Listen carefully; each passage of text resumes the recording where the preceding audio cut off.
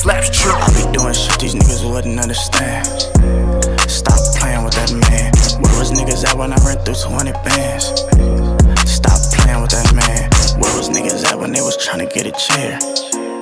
Stop playing with that man. Where was niggas at when Walton wasn't playing fair?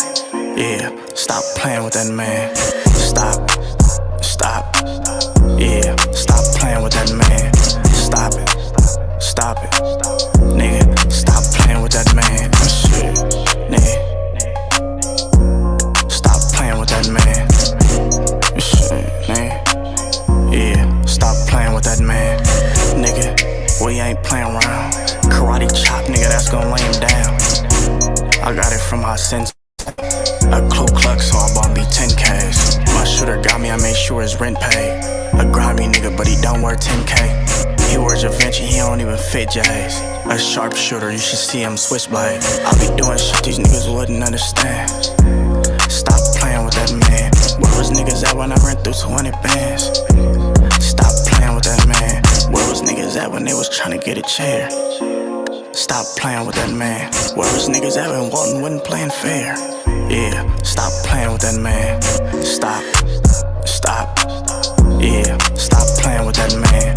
Stop it. Nigga, stop playing with that man. Shit, nigga. Stop playing with that man. Shit, nigga. Yeah, stop playing with that man. Add me on Twitter, that's gonna get you in the jam. Stop playing with that man. 223 shells and knock a nigga out his frame.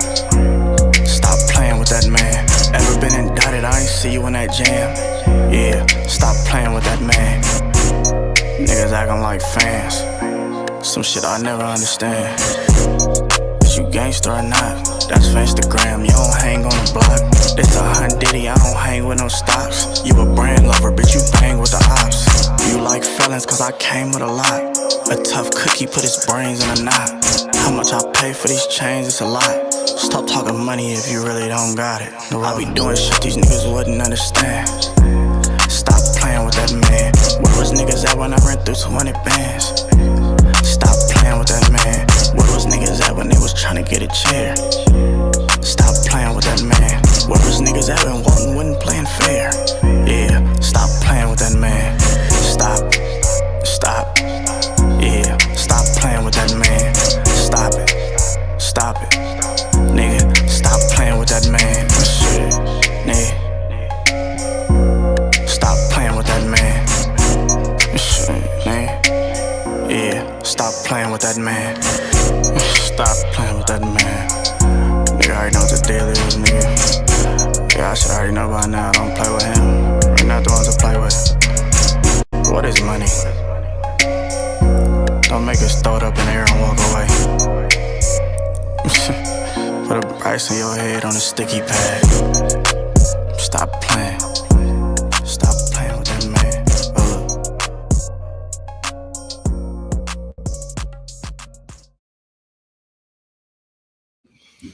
Hola todo, bienvenidos. We're back. You have gangsters in the building, man. We Japanese still. You getting cooked in front of your family like a Japanese meal. It's Yashub the Hibachi, and nobody can stop me. Today we got a special episode. I got Mirena conmigo for today's episode, and we're gonna be dealing with some socio-political issues with Black people. We're going to be dealing with the political sphere. We're going to be dealing with certain things, certain talking points that certain Black leaders claim are issues, are some things that we should fight for. And I think we need to bring this to the forefront. We need more platforms addressing these things because a lot of these quote unquote Black leaders are out of their damn mind, in my opinion. What say you? I agree. Well, first of all, hello everybody. Happy Friday. Yeah, so we're going to be dealing with a few clips and just give our commentary on the clips. So before we do that, we are covered by the fair use. And the fair use simply states that Section 107 of the Copyright Act provides the statutory framework for determining whether something is a fair use and identifies certain types of uses, such as criticism, commentary, news reporting, teaching, scholarship, and research. So we're going to be doing this to give our critiques, commentary.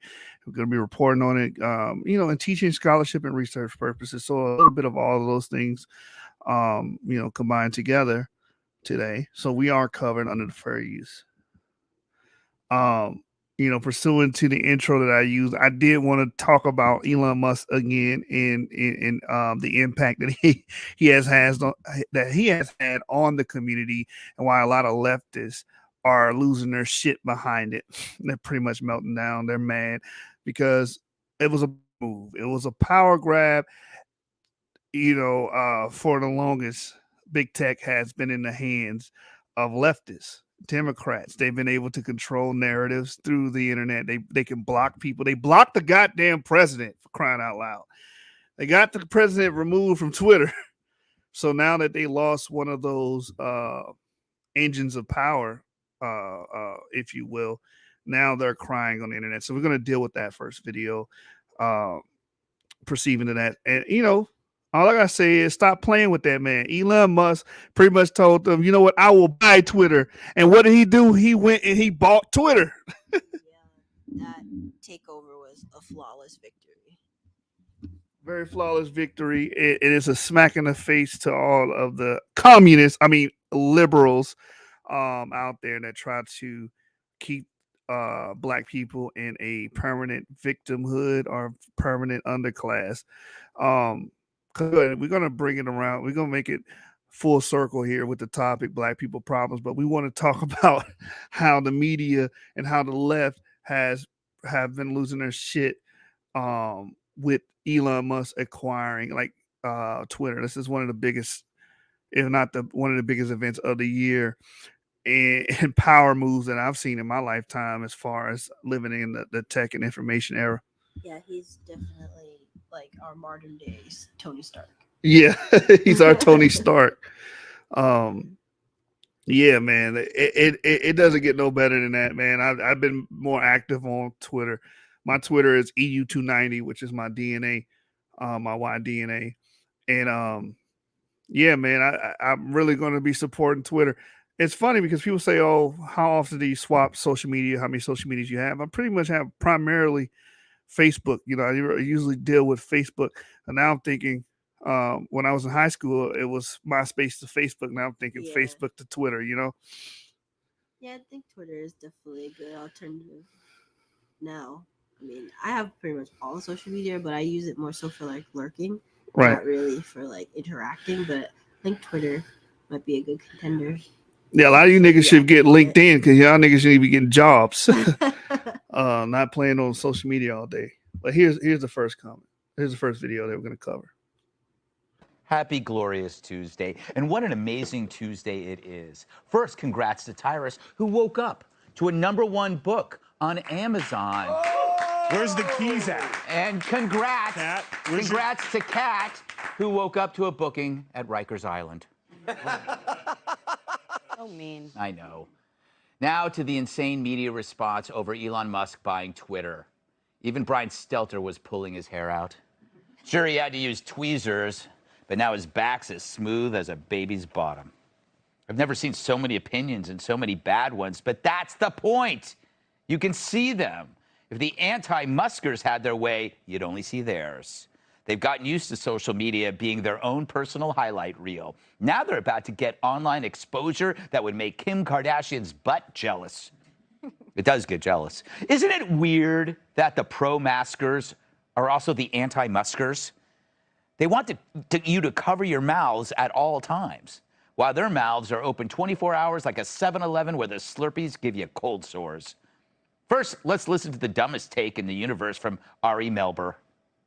I'm just telling you, this thing matters a ton. If you own all of Twitter or Facebook or what have you, you don't have to explain yourself. You don't even have to be transparent. You could secretly ban one party's candidate or all of its candidates, all of its nominees, or you could just secretly turn down the reach of their stuff and turn up the reach of something else, and the rest of us might not even find out about it till after the election. What did he just do? What did he just do? Sounds like he was saying things that they were complaining about that they thought the right might be trying to do? Well, he basically just told on the left. He's like, oh well, if you own Twitter, you're able to pretty much shut out any political opposition. Yeah, you control the narrative. So basically, he just told on the left because prior to this acquisition, majority of the people there were liberals. And he basically said, oh, you can turn up the reach or turn down the reach. So he's basically saying, oh, well, there's an algorithm that's dealing with this. You know what's really interesting about that, though? I think there has been some talks on the internet concerning that very thing. That now that Elon has purchased Twitter, he's basically purchased like a treasure trove of evidence. Because I think I'm not sure, was it last year or the year before? There was one point when Twitter, I think when it was owned by the previous CEO, I forgot the gentleman's name, when he was summoned by the court, like I think all of them were summoned, Facebook, Twitter, all the big tech companies were summoned by the federal courts to testify that they aren't basically manipulating basically social media in order to censor certain topics or certain things in order to keep free speech alive. And and they all testified an oath that they were not doing that. And I think this past week there were people who were noticing that now, like as soon as it was announced that Elon had purchased Twitter, the Twitter algorithm was doing some very weird things, like the day before, one person might have gained maybe 500 followers, but then the day after, they suddenly jumped up to like 50,000-60,000 followers more. And this was like all across the board with like so many different accounts. I find that very suspicious. It seems like they were, I guess, insinuating that somebody in Twitter was manipulating the algorithm before, and now they're trying to course correct now that Elon has basically bought all the Before evidence. He can bust their ass. Yeah, that he bought all the evidence that they were actually doing that. It's a very interesting theory. Obviously, I don't know if that's exactly what happened, but that's what they're speculating. And if that is true, that could spell a lot of trouble for Right. Twitter. Right. The old execs, the old shareholders. No one was complaining about Jack Dorsey. Yeah, when he was majority owner. When Jack Dorsey was a majority owner, these people up here, Pickleface here, was perfectly fine with him. No one's complaining about Jeff Bezos in the Washington Post. No one's complaining. Mark Zuckerberg is he's a billionaire, and he owns Facebook. No one's saying it because they're perfectly fine with their guys controlling the media outlets, controlling public opinion. And public sphere. So what they do is now that Elon Musk has control of it and saying basically, look, we're actually going to free speech and allow anyone with any opinion to pose their opinion without being canceled or we really went through this cancel culture. They just tried to cancel Dave Chappelle when he did his comedy special, and he wasn't even talking about LGBTQ in a negative fashion. They still tried to cancel his ass. So this is the way to combat that. And what this guy is saying here, he's basically revealing that hey, anyone who controls Twitter or any Facebook or any social media platform has control to turn down someone's reach or appeal to certain audiences. So he's basically snitching on what they've been doing. And the only reason they're concerned is because they're no longer at the driver's seat. Yeah, or they are fearful that they might get a taste of their own medicine. Right. And it's all about control. These communists, these liberals, it's all about complete dominance and control, which we're going to get into a little later, about how they have pretty much kept their foot on the black community for the better part of 80 to 100 years. Sneaky little bastards. Exactly. My God, where has this moron been? He just described how the left has already manipulated social media to push hoaxes and bury real stories like Hunter's laptop in order to affect elections. Talk about projection. It's like Alec Baldwin crashing a gun safety course and shouting, "Sounds like someone could get hurt with one of these things." And he exposed the problem Musk aims to solve. They're not really afraid of what conservatives might do to them. They're afraid because they know they've been rigging the game, and now everyone else will know it too. Hence the tantrums. Here's CNN's lump of mashed potatoes lamenting Twitter's new freedom. If you get invited to something where there are no rules, where there is total freedom for everybody, do you actually want to go to that party? Or are you going to decide to stay home? Yeah, we're going to that party. Mr. Hall Monitor. But picture this fella in high school. Hey, Brian, it's Jennifer. My parents are away all weekend, so I'm having a huge bash in my house Saturday night. You coming or what? Wait, Jen, did you say no adult supervision? Who's going to moderate alcohol? Who's checking IDs? Is there going to be loud music? Sorry, I'm going to have to call your parents. Besides, there's a Star Trek documentary on Sci-Fi Network. Now, obviously, that's unrealistic. Jen would never call Brian in the first place. She only dates guys who can see their toes. Meanwhile, others worry that Musk has now made it unsafe for women and minorities. And worse, he could bully reporters who modestly see themselves as more threatened than undocumented. Right. Now Twitter is unsafe for women and minorities because Elon Musk pretty much bought it and basically said it's safe for free speech. How is it hurting women? How? I have absolutely no idea where they're going with that. Like, I don't understand. Like, what do you mean it hurts women and minorities? How? Like, I don't get it. Exactly. It's like, this is what the left does. They just cry out random BS, like someone in the chat right now. Just throw some random stuff that has nothing to do with what we're talking about, and hope it sticks. Oh, the right is racist. It's like, on the basis of what? Oh, the right is sexist, or you people are sexist, or Elon Musk is sexist, or he's racist. But wait, all you guys were just supporting him, and a lot of you guys that were against fracking and against us being energy dependent was like, oh, well, you could just get an electric car. Well, Elon Musk pretty much revolutionized the electric car. He made Tesla sexy, the Tesla car. All of these politicians was praising him until he purchased Twitter. But didn't they do something similar, kind of like with the whole Trump thing? Because I mean, if you are Black American, grow up around like the Black American community, you understand that before Trump even announced that he was even going to run for presidency, and like the Black community, like specifically hip hop, especially, like everyone loved Trump, always has. Like Trump was always like someone to like aspire to. They loved his riches, or when I was growing up, it's the gold guy. The guy has all the gold, everything.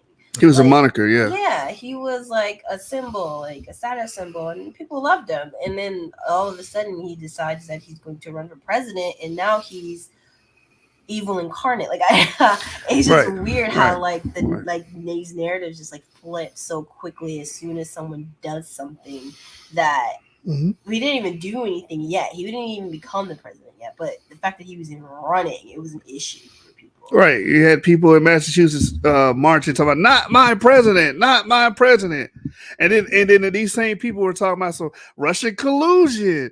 Oh, the 2016 election was rigged. And then in 2020, when the right said that and made those claims that, hey, it was voter fraud going on. No, you guys are attacking our democracy. But okay, so what were you doing in 2016 when all of those accusations were found false? But with the voting fraud thing, the 2000 Mules documentary is about to come out soon. I can't wait to watch that by Dinesh D'Souza. There's a lot of compelling arguments about people voting from places that didn't even exist. So it's like it's the wishy-washy double standard. It's just bullshit politics. I'm just mad that there are really people out here who kind of treat the general population as if we're just stupid. Like we can't see what's going on, that we have no perception, can't think. And I don't know, maybe it is true that a lot of people are quote unquote sheep. But I don't know. I would like to think that the larger American population, has a brain. We can look at things, make up our own minds about things, without having to be coaxed into it. No. You have to be protected. Like Jordan Reed did. Oh, women and minorities are going to be affected by Elon Musk owning Twitter. Like, we're not fucking children. We're not 3-year-olds. Well, then again, they don't even want to protect the 3-year-olds because, as we're going to speak about in today's episode, they got weirdos with blue hair trying to teach children about transsexual and sexual identities and gender fluidity and all these weird topics that kindergartners shouldn't be taught. They should be being taught how to read, right? How to color within the line. Yeah, they should be able to taught their ABCs, 1, 2, 3s. Nope. They say, nope, I need to tell them about my love life. Who the hell does that? So weird. But you talking about, I want to protect minorities. No, you don't. If anything, you want to indoctrinate minorities and harm minorities. Because if you want to protect minorities, you wouldn't be against DeSantis, and he did a historical bill. He passed a historical bill which stopped those libs of TikTok, these weirdos that are trying to go around and teach and indoctrinate your child with the you can't even say homosexual agenda, because we got to stop. Let's stop meshing all these things together. Because now the homosexual agenda is being meshed with the trans and the gender non-binary. They're separate entities. All the things. Right, they're separate entities. So we're going to be specific. That community, right? The trans, I paint my hair blue, I'm sad that I'm not really a boy, or that community. And now they're trying to teach children that, hey, they don't even want to teach plurality. Like use the word they. They is a term that denotes plurality, more than one, right? So we're gonna get into that. It's just a lot of weird stuff going on here, man. Yeah, it's weird 2022 so far. Yeah.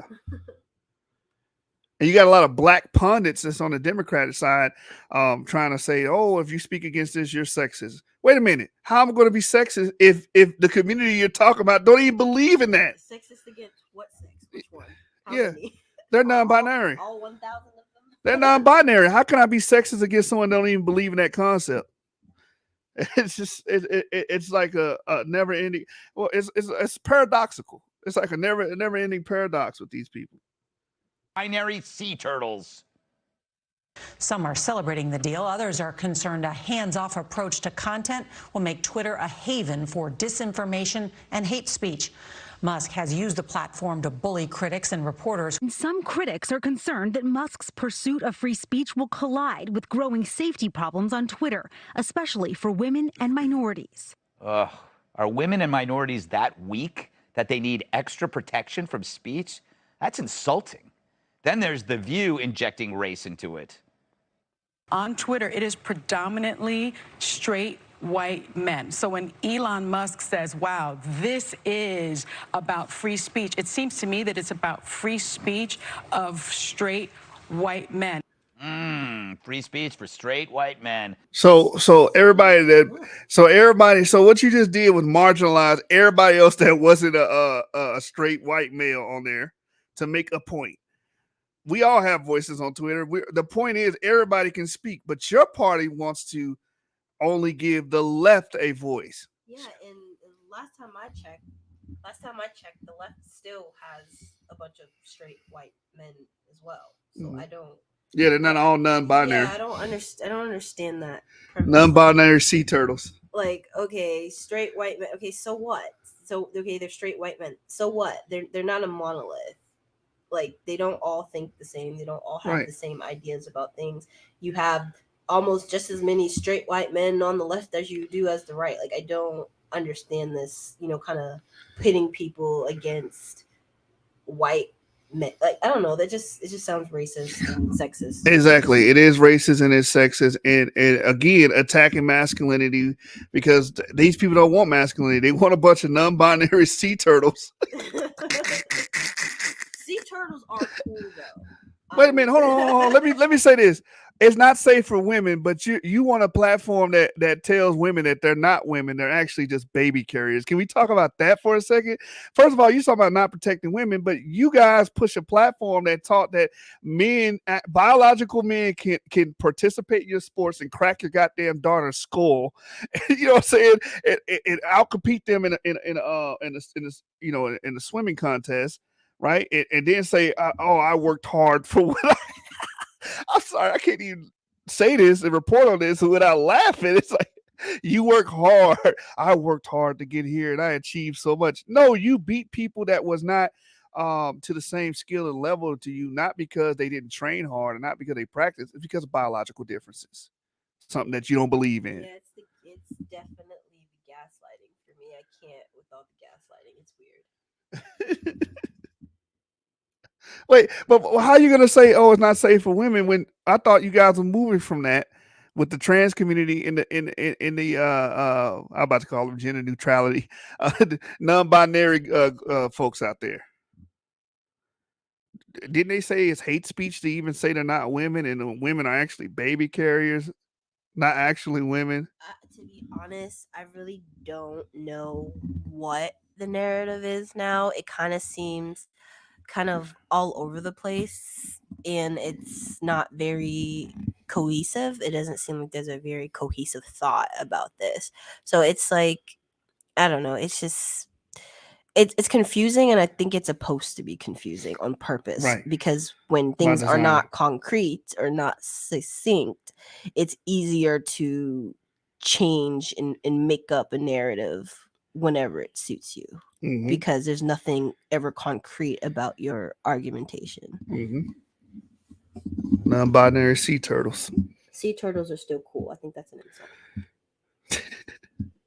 I bet that's news to George Takei. But why should she care? She's on The View, which is free speech for dumb broads. A sexist would say. Thank you, Tyrus. Well placed. And even before Twitter was sold, Morning Joe was about to morning blow. To me, when the richest guy in the world takes over the most important social media platform, that's just not a winning formula to me. It reminds me of old Bond movies where, you know, Dr. Evil and guys like that, or Goldfinger, were going to take over the media. My tummy meter says there's something just not great about this. Musk upsets Donnie's tummy. What is he, 5? Maybe go lie down and mommy will bring you some saltines. Daddy will be home soon, and you can show him how you went poo-poo in the toy instead of your dipe, you dope. Finally, Jamila Jamil has announced she's leaving Twitter because Musk bought it, which raises the question, who the hell is Jamila Jamil? We'll tell her the same thing we tell lefties who always say they're fleeing to Canada. Don't let the door hit your ass on the way out. They're like drunks getting thrown out of a club yelling, "You just lost a customer." Wow, how is Twitter going to survive without a B-list English actress who's about as popular as trans fat? So, have you ever seen so many people freak out over nothing? Maybe it's not nothing. Maybe they should freak out. They're gagging on the taste of freedom. And for fans of free speech, it doesn't get more delicious. Because for so many lazy liberals, Twitter was their favorite restaurant where they could get the best seat in the house, right by the window. And if it wasn't on the menu, it didn't exist. And your opinions weren't welcome because theirs needed protection. They tell you to go build your own restaurant, losers. Then they'd call the health department to shut it down. So they needed a velvet. You know what they talking about? What he's referring to right there? He's referring to, well, people complaining about the liberals for years, censoring people, blocking people, removing them, demonetizing their accounts. Yeah, deplatforming them, basically. Right. And they say, oh, well, if you don't like it, make your own platform. Okay, what about Parler? We had Parler. Oh, that was a train wreck. Oh my gosh, that was horrible. That's exactly what they did. And then all of the hosters, the people who hosted it, was like, be gone. Right. Well, what was the point of that? So the people that had the servers, which was owned by Google, if I'm not mistaken, right? Google owned the servers. Mm-hmm. And Google basically pulled support for that platform. So now they had nowhere to host the actual social media that they were begging the people on the right to make, Mm-hmm. since they didn't like the leftist run social media. That's called total fascism, totalitarianism right there. This is some Nazi Germany shit. How you going to tell me if you don't like it, build your own? And then when we build our own, pull all the support, go out your way to make sure we can't build our own. This is fucking fascism. Kind of like dropping bombs on Black Wall Street. That's actually the same people who did that. Dude, these were Democrats. Go do your own thing. Black people go do their own thing. Oh, you can't have that. Go bomb them. And then they go bomb them, destroy them. It's like, wait a minute. Didn't you create the separate but equal bill and miscegenation laws to keep us away from you? Now we're away from you. We're doing our own thing, but that's not good enough for you. Now you gotta go blow us up and destroy us. This is the Democratic playbook. They haven't changed their playbook. It's the same plays. It's the same type of attitude. It's the same regiment. There's no change. But Obama said, yes, we can, and we can bring change. But no, it's the same fucking racist party, evil, maniacal, manipulative, insidious party that existed prior. Because even when they said separate but equal, we were separate, but we wouldn't get equal treatment, equal payment, equal schools, none of that. So it's the same party. It's all about rule and power and control. When you read about these communist manifestos, it's the same thing. Rope to protect themselves from you.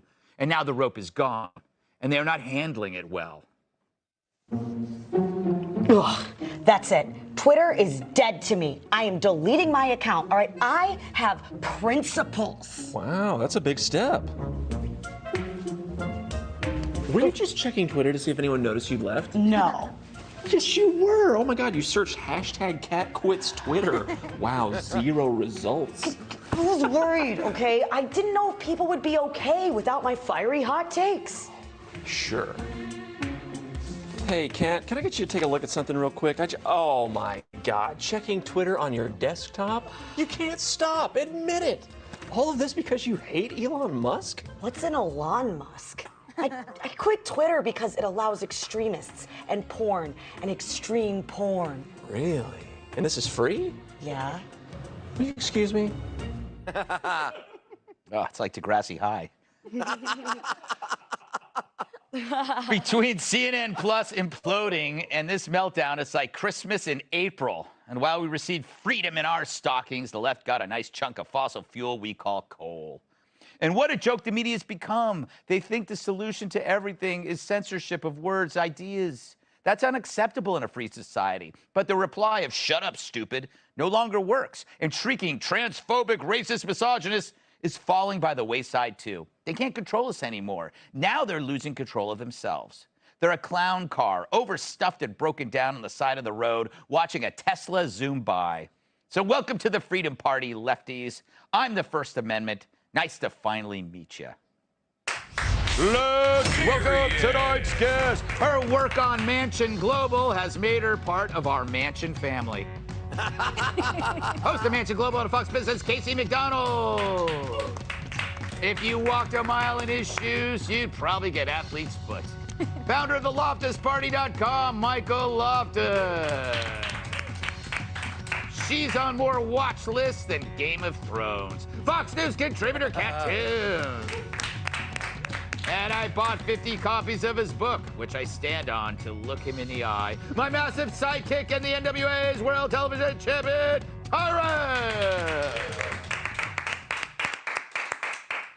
All right, I'm going to go to you first, Tyrus, for two things. One, congratulations again on #1. And #2, you mentioned this to me last night that you saw your Twitter feed go up after the sale. Yeah. I mean, Twitter feed, Twitter followers. So I go home. I did too, thousands. Yeah. What do you make of this?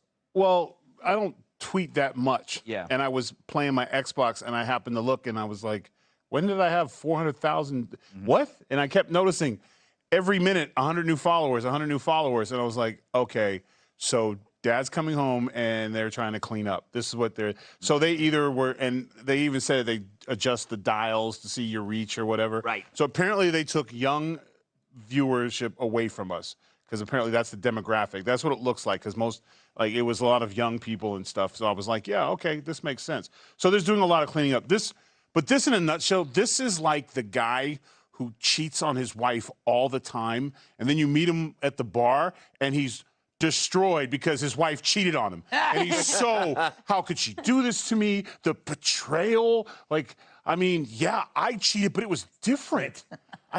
She talked to them, and she's like, I never talked to him. Like, you're like, bruh, it's the same thing. Right. They're getting their own medicine, and they're really upset about it. I have never seen, I don't know any other place in the world where a billionaire is like, hey, I'm going to come help your company, and everyone will be upset about it. And then the last thing, you misread that Stelter thing way wrong. What? He was really trying to get that guy to hang out with him. Like, what if there was a party where there was no rules? You could do whatever you want. And it was all your favorite foods. And, you know, like, and he even did, his voice changed. He did not pick up the, like, we could hang out and, like, watch movies. And, like, I think that was what he was trying to make a friend. It's tough over there. He's lost a lot of friends. That's true. He really needs a friend. But, yeah, this is wow. This is what happens when one is in charge and you get demoted, and now they're in the pool with the rest of us. Yeah, and I hope they can swim. And we're the ruffians. Casey, welcome back to the show. You look delightful. Thank you so much. Oh, my pleasure.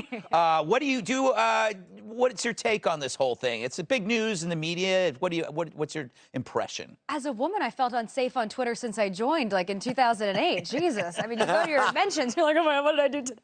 Yeah. But no, I mean, the left loved Elon Musk. I mean, he gave us electric cars. Right. And if you couldn't afford gas, just go buy a Tesla. I mean, that works for everybody. Buy two if you want. Yeah. And now he's this evil supervillain, and they're like, oh, well, he has ties to China. Just listen to Jeff Bezos. But then Jeff Bezos says, actually, maybe not. I don't know. I think it's just this vicious cycle, and it's a taste of their own medicine, to your point, Tyrus. And yeah. Is there anything you want to change? Any products you I want? kind of hate the edit button. Oh, you hate it? I think so. I don't know, but I would miss your tweets, Kat. Thank you. My tweets are very good. They're amazing. I love when you integrate them to Instagram. That's why It's I got a lot fantastic. more followers too. And I really just feel bad for all the people that were missing out on all my hot takes all this time. I know, and they're all like young go-getters. I'm sure. Yes. Not just men in their 70s interested in your feet. No, but where would I be without those guys? Yeah, Nowhere. Where would you be without your feet? Nowhere. You would be defeated. I get what you Wow. said. Boom, that just triple came word to score. me. He worked for that one. Yes. I love when Casey's on the stumped show on that because one. someone on the show is nice to me. I love you. Well, we're too. cat ladies. Why? Everybody's nice to you here. That's so true, Greg. No. What do you? Anything else analysis-wise? Of, since I'm talking to you and looking at you. Sure, yeah. This is what I do for a living. It's been the best to see how many people are quitting and being like, okay, well now it's just Instagram because like a billionaire doesn't own that one. It's just people don't pay attention to anything except what the outrage is of the day, and they're like, these people are pissed. So I'm going to be, osmosis. I'm going to be pissed as well to prove what a good person I am. But I don't think anyone's really going to care. It's not like me living Twitter, which, of course, would devastate everyone. No, it would. It would be quite. Michael, Sir. how do you feel about this? Are you cheering? Are you excited? I'm loving every second of it. Yeah, I bet but I will find something to bitch about. Please do. Because, so great, Elon Musk came in because everyone knew that there was an algorithm and voices were being dialed down and others were being amplified, and they were using it like a laser pointer with cats. Yeah. You know, hey, follow this story. That's the important one, not that. Don't do that. You know, oh, get away, Mr. President. Ooh, look over here. It was all horrible, and yet our government was standing by and doing nothing. And, you know, like when the Hunter's laptop story was made to go away and other voices were amplified, that's directly affecting our elections, our, as Nancy Pelosi would say, our sacred democracy. Elon Musk has to come in and save the day and do this, which is a real letdown. But I'm loving the freak out. It's like that scene in Caddyshack when they let all the caddies swim in the pool and everybody's just flipping out. It's great. Yes. I never saw that movie, but I know what you're talking about. You ever saw Caddyshack? What I the think hell? I did, but I was, I don't know if I was sober. Hey, do me a favor. Same. Have Gene write down the name of everyone who leaves Twitter, so we can do a whole show about how they're coming back to fight the good fight. Oh, yes. I stepped away, but Yeah, now I'm clearly That's a have book. to be back. I also love the people on Twitter who are like, so he'll spend billions on this, but he didn't clean the creek? Like he's America's handyman. Yeah. Hey, you spent your money on that. What about my cat had a hairball? It's great. Yeah, you've had 40 iPhones in a year, sir. Like, don't talk about that. And also, like it was what Casey said. It was like people are going. Imagine how much money could have been spent on climate change. The guy makes electric cars, you idiot. He could do this. Yeah. Anyway, before we go, a quick announcement. Ooh, that sounded like bad news. Come see me on my book tour Saturday, May 21st at the Eccles Theater in Tucker Carlson. All right, from there, I just wanted to bring that out because again, the left is upset and they're really in their feelings about the acquisition of Twitter and the implications of what that is. They're no longer going to have that strong fascist chokehold they had on social media and free speech. So from there, we're going to move on to black people problems, and I believe this is a black people problem, because what's starting to creep into the community with Dwayne Wade and his, I don't even know how to even address this. His son. His son. What does he call his child? What does he call? Well, how does he refer to? His name is Zion, but I think they call him Zion. How do you address his gender? Oh, the little boy's supposed to be trans or something like that. Like, this is the confusion in the era that we live in. It's like this is the pill babies. We talked about this earlier. There was a point of time where corporal punishment was frowned upon, and actually correcting children behavior or just allowing children to be children was unacceptable. And I think a lot of people in this country went crazy with Ritalin and just started giving children Ritalin. And I think we're seeing the consequences and results of that. Dwayne Wade, he's out of his fucking mind, in my opinion. And, I have a right to have that opinion. And this way of thinking is creeping into the black community. And why is it so important? Because we don't have nuclear families in the black community by and large, right? So 70% of our children are born in single parent homes, most likely women. So okay, a lot of times these women are working, so their children are pretty much being indoctrinated or under the influence or the auspice of other forces that people that have two-parent homes, two-earner homes, and have a better community and better culture don't go through. So I say all that to say this: when we have this agenda about, little Johnny can become Sally, and not only we believe that, we're going to actually teach your children that becomes an issue, because we don't have a hedge. The Bible talks about the man providing a hedge of his possession, or that's metaphoric speech for his family. We don't have that hedge. We don't have that protection. So these wolves can just come in and tear our children apart, put whatever they want in their heads, any liberal, trans, gender fluidity. So many words for this shit. I can't even keep up with it. Transformers. Yeah. Robots. And it's getting so bad that you have a judge that's in a circuit. You would think in the world of meritocracy, a judge would be very wise, right? They're about their wits, right? They're supposed to be. You have a black judge that can't even define what a woman is. So let's watch this clip. We're gonna give our commentary. And this is an issue because with black people being vulnerable, what does this mean for our children? What does this mean for what's being taught in public schools if we can't even define what a woman is? Oh, no. They can't define what it is. No, the black community has absolutely no problem defining what it is. Mm-hmm. The way in which the black community interacts with the Ligbits community is completely different than the way white liberals do. And we talked about this before.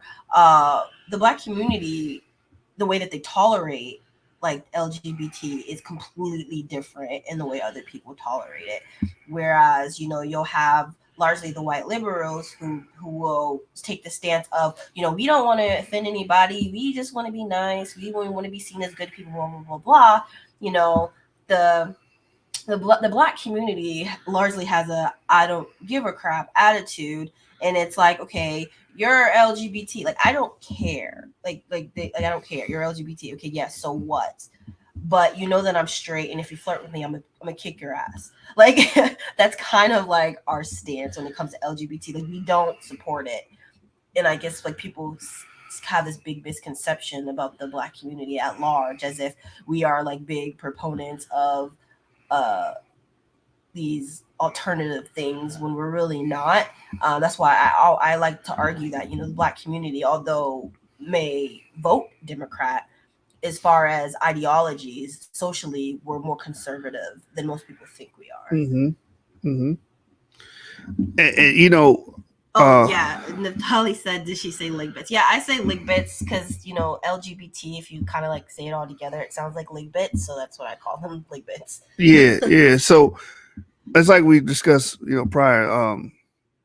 When you have it, the argument used to be, it doesn't matter what that person does. Like we didn't care. Like that person's homosexual, that has nothing to do with my lifestyle. That person transsexual, that doesn't affect me and my household. But now here's the problem.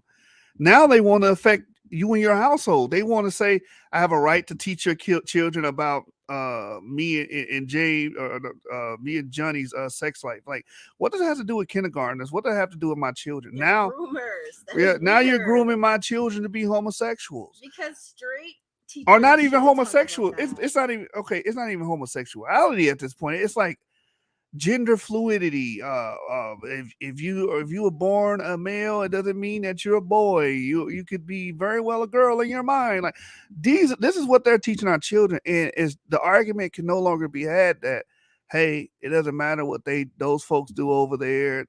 You know, it doesn't affect my household. Yes, it does, and not only does it affect my household, by consequence, my tax dollars are going towards this.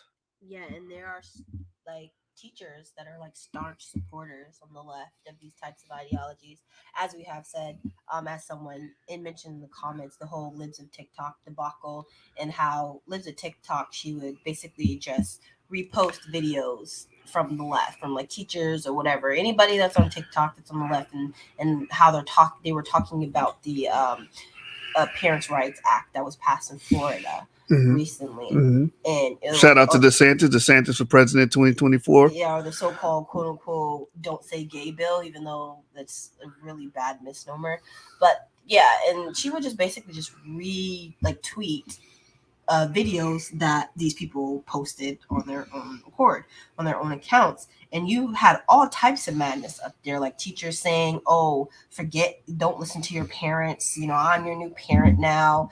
And the way in which these liberal teachers talk about their students, they would always say this weird thing, oh, my kids. And it's like, these people are deluded. Like, these are not your children. They're not your kids. But they talk about them as if like they take that parenting, the irony, ownership of those children. And it's like, and I think largely it is largely, well, I don't want to say largely, I would say yes, it's the fault of the school, but it's also partly the parents to blame for this as well, because a lot of us are not taking the education of our own children very seriously as much as we should. And it could be because of lifestyles have changed, and you know, the cost of living is going up, and a lot of American households, depending on where you live, typically need like more than one income to sustain a house. So that like limits the amount of time that parents are having with their children.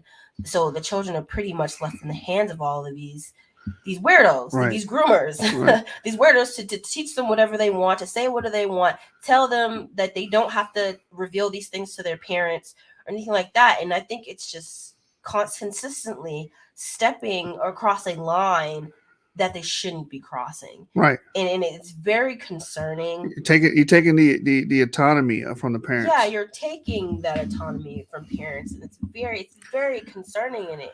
And like I told you, like it scares me about potentially raising children in this country, because like if you know, when and if it don't scare me because I was born on this principle right here, and many people that's from the PJs, that's from the hood, they understand this principle.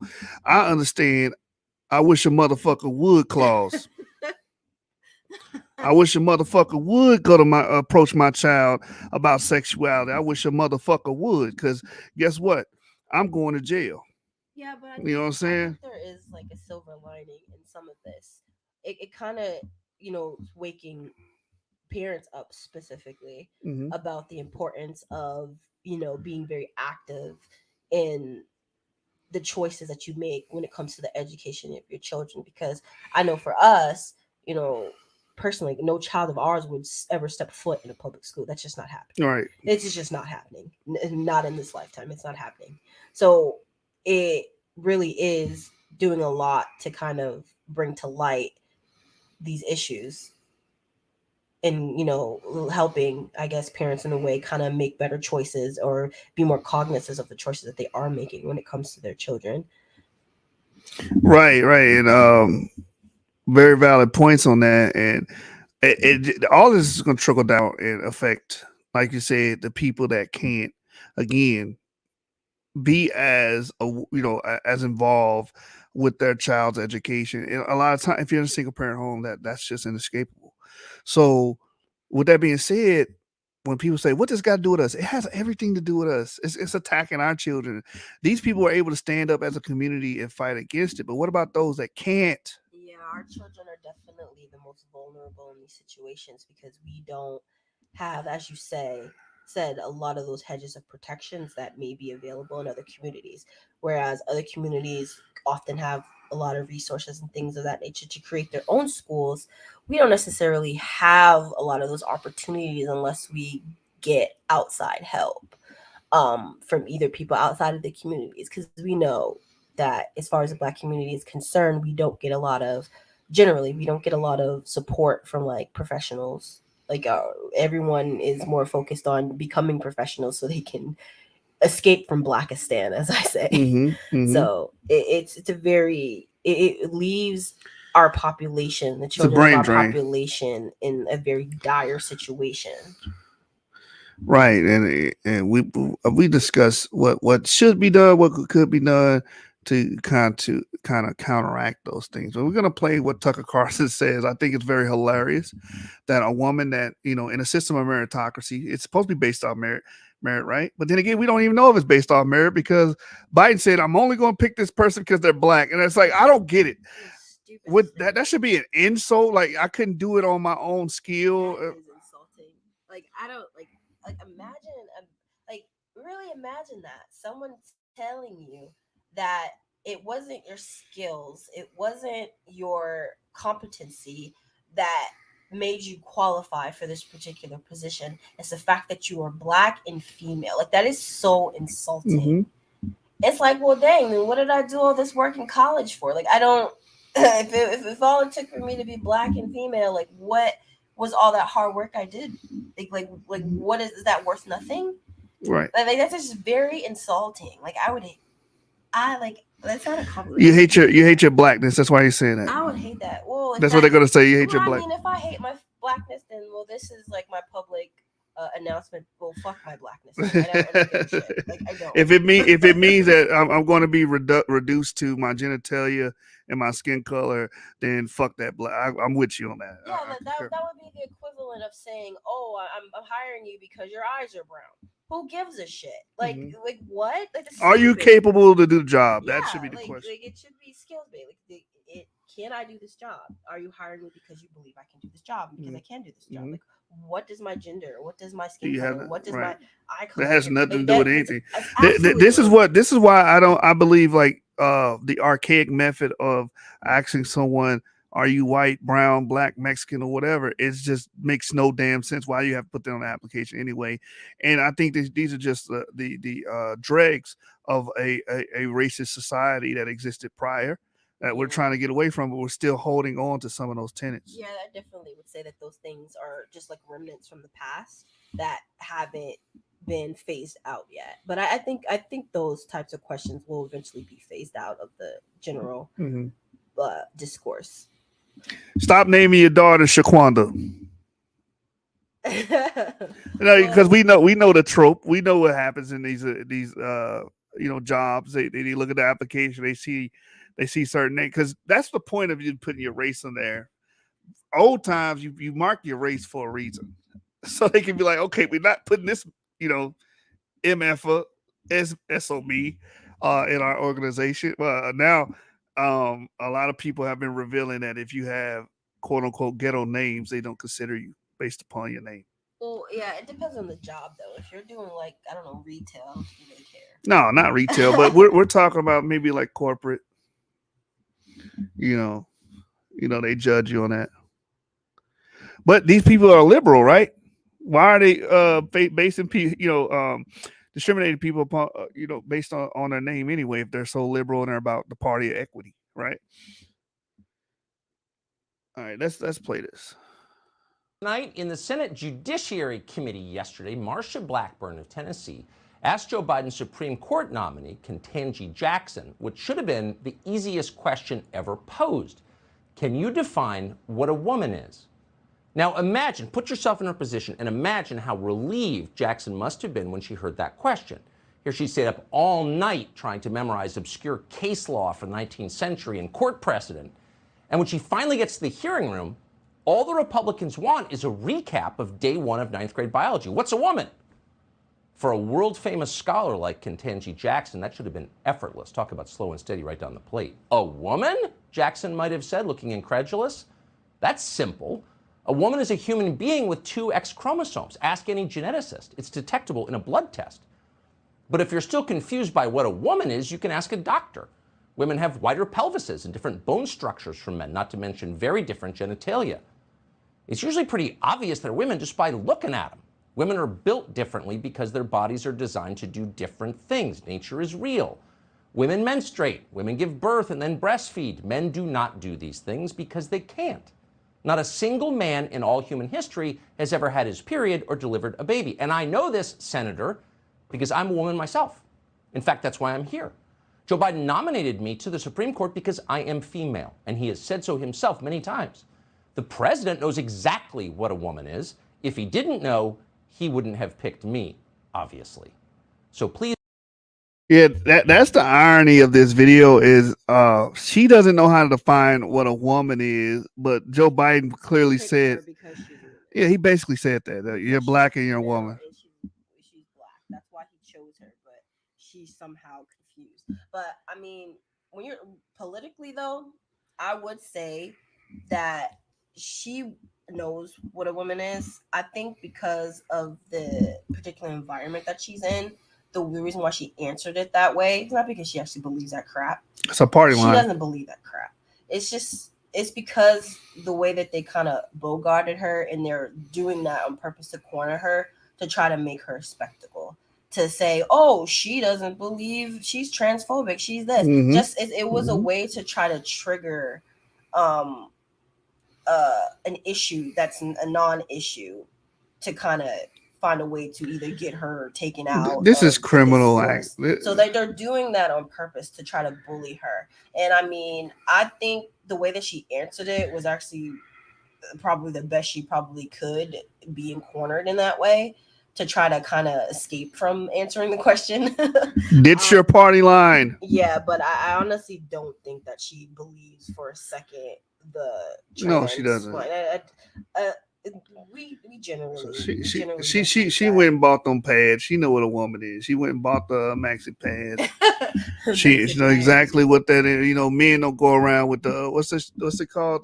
Maxi pad with the extra wings. You know, men don't buy that for themselves. You know. Yeah, but just in case there's anybody watching today that does not know what a woman is, it is a human adult female. That is what a woman is. If you have ever questioned that or ever confused in any way, shape, or form. So a woman can't be a man that decides that, oh, I was born Johnny, but now I'm going to be Sally. And no, Johnny can change his name to Sally, but that doesn't make him a woman. He's just going to be Johnny, now known as Sally, who's a man. So even if he walks feminine and he talks feminine. See, and that's the thing about it. Like, we're like this idea that like walking feminine, first of all, is a biological trait of that comes with femaleness. Wider hips. The reason why women walk with a swish is because of the way that their hips have developed during puberty or after puberty and as they enter into adulthood. That is a direct trait based on biology. That is not something that women do on purpose, or it's not performative. It is just a mechanism based on the structure of our hips. That is a biological thing. So we as males and females have biological traits that show up in the way that our bodies move, in the way that we carry ourselves in certain ways. Like it's all this extra stuff that they're talking about, the whole feminine or the masculine things. A lot of things that these, I guess, progressives or whatever they want to call them are talking about things that are very performative in nature. And the thing is, a lot of these things are actually based in male and female biology, which is why that they typically happen. And they think by trying to mimic that's somehow mimicking the biology of the opposite sex, when which makes you the opposite sex, which is, it's just preposterous. Like, I don't know. It's insulting to men. It's insulting to women. It's insulting to males and females in general. I do feel for people who do have legitimate medical problems. What they call it, gender dysphoria. Like, I do feel for them, but I think we need to get to a point where we start treating these like ailments or mental health issues as what they are. Because I think that is the best way to actually help people. No. We should take these people that have the mental ailments and let them roam freely in society, knowing that they're ill. Like that. That's just sick. But okay, here's the last one. What if they? Okay, so you said they speak and walk feminine. It doesn't change anything far as they're performative. They're reducing femaleness or womanhood down to like a costume or something. It's just weird. It's awkward. It's kind of like, I guess, when like gay men do it. Like they I don't want to say flame. Can you say flaming? Is that derogatory? Flamboyant. Oh, flamboyant. Okay, we'll say that. Yeah, the more flamboyant of the gay men who purposely try to shake their hips when they walk more, and the way they talk, and change the pitch in their voice, Mm-hmm. you know. And the funny thing about it is, 9 times out of 10, they're trying to mimic all these things, but natural women don't tend to be that flamboyant in the way that we move or talk or like walk. We're generally not that exaggerated. Like, they go above and beyond to exaggerate those features. And a lot of them gay niggas in the community. A lot of them they be perpetrating a fraud. Like, a lot of them be having sex with the women they around. Like, we've all heard about it. We witnessed it when we was younger. Yeah, there was just a case recently where supposedly transgender. Okay, it's a man. Who said he was a woman? Went to prison. He went to prison and impregnated 2 female inmates. Right. It's like, perpetrating. and all he did, you should have seen his mugshot. His regular mugshot was just a regular mugshot, and then he took another mugshot of him. He had put on a ponytail, like a scrunchy ponytail, put some purple eyeshadow on, and put some tint on his lips. Yep. It was ridiculous. Yeah. It was like, okay. That's the confused state that we're like. This country, the era that we're in is a very confused era. And it's like, why is an all-female prison talking about supplying condoms? That don't even make any damn sense. It's all female. Which is odd, because if a female inmate were to have sex with a guard that was male, they would call that rape. Mm-hmm.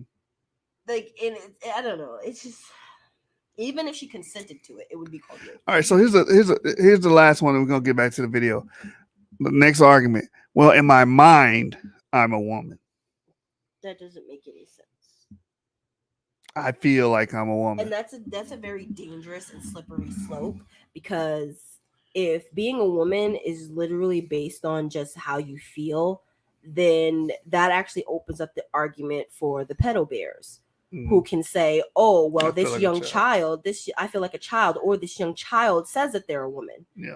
So who am I to say that they're not? This is why words have meanings. And we already have a big issue in our Black population with the adultification of young Black girls, Mhm. where you see little 5-year-old Black girls and look at them as if they're grown women, or treat them as if they're grown, or like we already have a problem with that. So when you have these types of bending and twisting definitions of things that actually have meanings and have meanings for a reason, Thinking space funny. it's like you're opening up the floodgates to more abuse, and more abuse to start younger and younger and younger. Right. So no, I don't want young children going around thinking, well, I'm a woman because I feel like I am. Meanwhile, you're a whole entire child out here, and people taking advantage of that. Oh, well, they said that they were a woman. How do I know that they're not a woman? I can't define what a woman is, so I don't know if that child is a woman or not. That child can be a woman, and then they'll take it to court. Oh, blah, blah, blah. Like it's it's a slippery slope. It's a very slippery slope. It is very pernicious as well. When we talk about this, that pedo agenda, they don't want it to be associated with it, but it's directly tied to it, because you're just pretty much asking for that to be the next argument. They feel like they're kids, the kids feel like they're kids. They even say, well, kids are already having sex anyway, which also goes to another point. That is a Black people problem, right? What you brought up about pedophilia, a lot of majority, we can say majority, right? Young Black female women or girls are sexually molested in some shape, form, or fashion. Yeah, and the boys are too. But the weird thing about it, the way that the boys are, the young Black boys are sexualized is very insidious in nature, and it's actually widely accepted.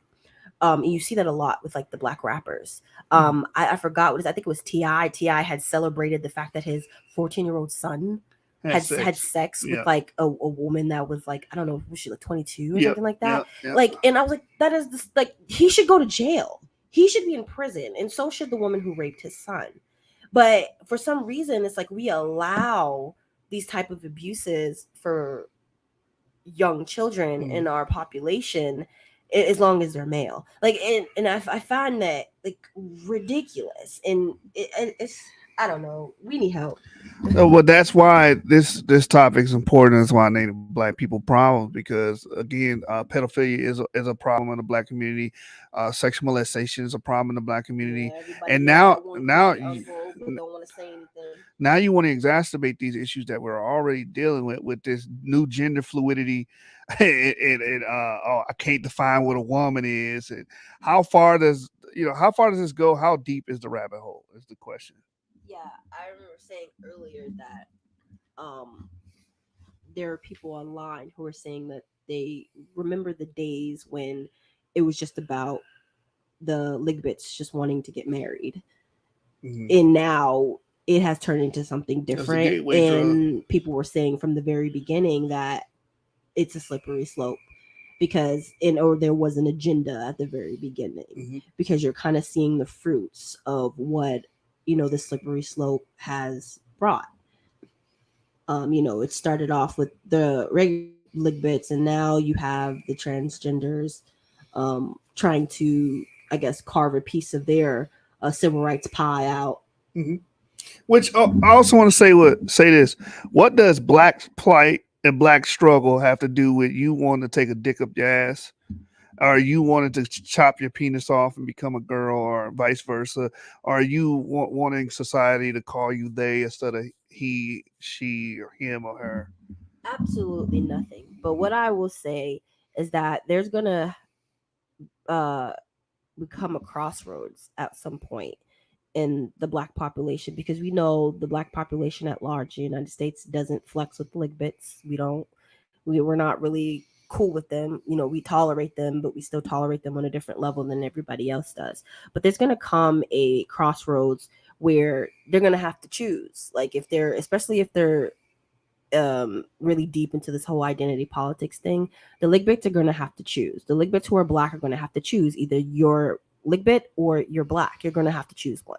because you can't be supported and be both, at least not in the Black population. So it's going to come to that eventually, and I say, they have a choice to make, and it's just unfortunate.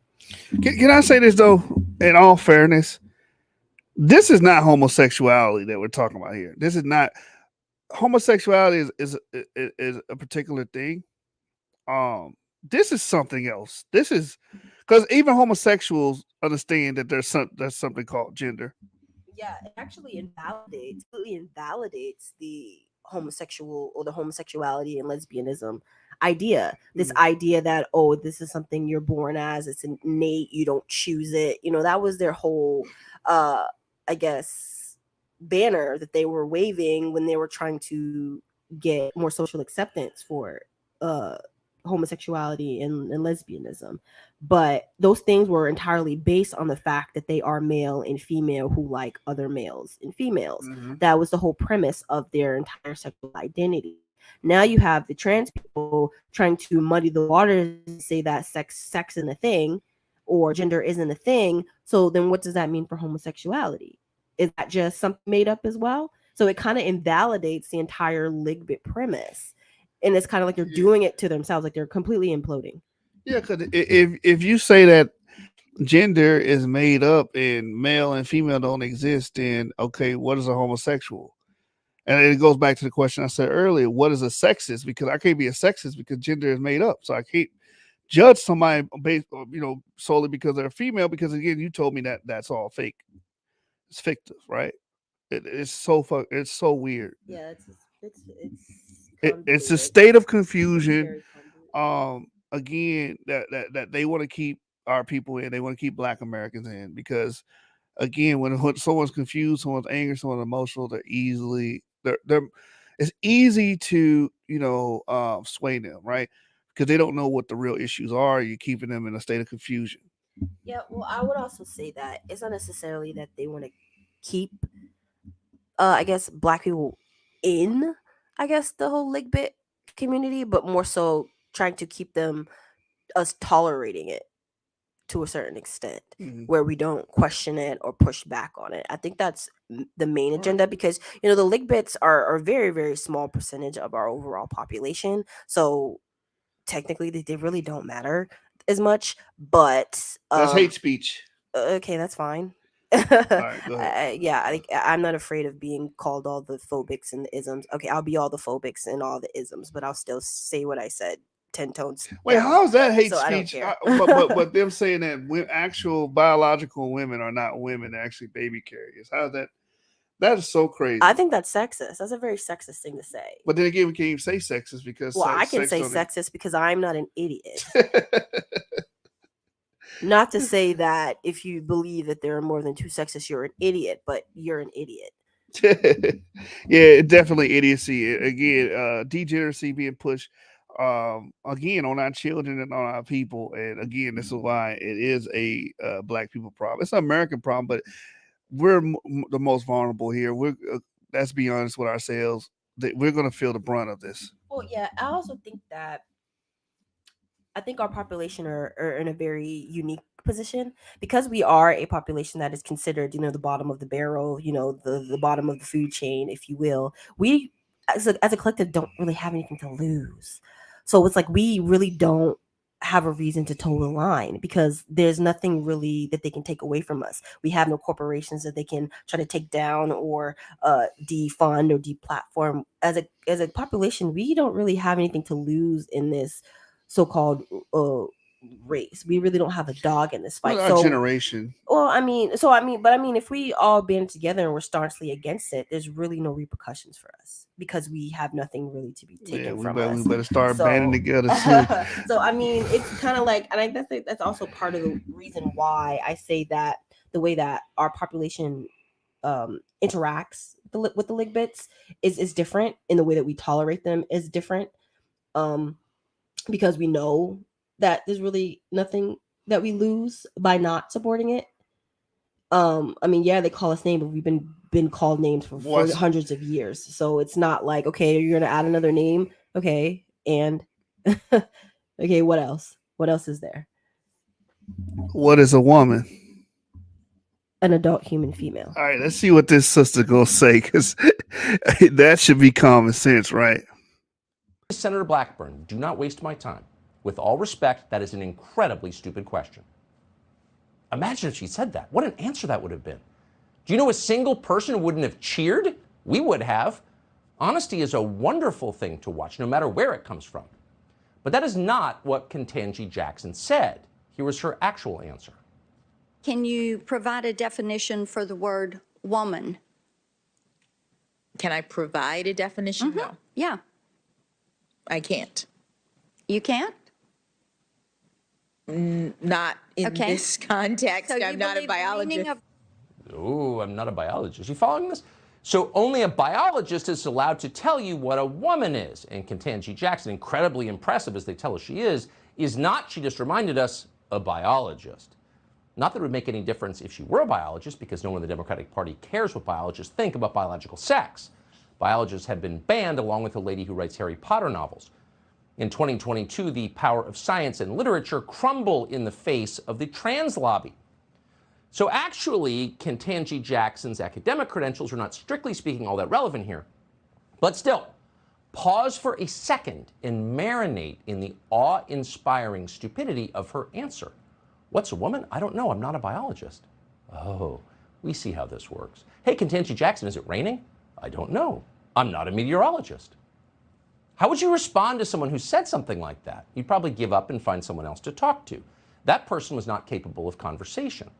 So last night we said we wanted to see Ketanji Jackson's LSAT scores, but that's no longer necessary. We can say with certainty she is clearly a subgenius and probably shouldn't be on the Supreme Court. What's a woman? Definitely the most revealing question ever asked in a Senate confirmation hearing. And one of the many things it reveals is how utterly the Democratic Party as an institution has changed in just 4 years. It's a mile marker that tells us the evolution of the party. So during the last Supreme Court nomination, you'll remember, we were commanded to believe that all women must be believed regardless of whether or not they were telling the truth. They're women. Therefore, in the name of social justice, you must accept whatever they say at face value. A woman's word is like a sworn affidavit. You can take it to the bank. Here's Kamala Harris to explain. Let's speak truth about what we've all been talking about the last few days and again this evening, which is that Supreme Court process. Let's speak the truth. It was a sham.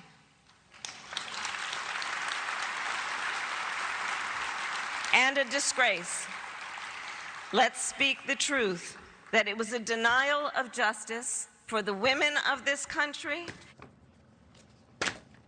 How amusing is it to see Kamala Harris say, let's speak the truth? Throw a beer can at the TV if you agree.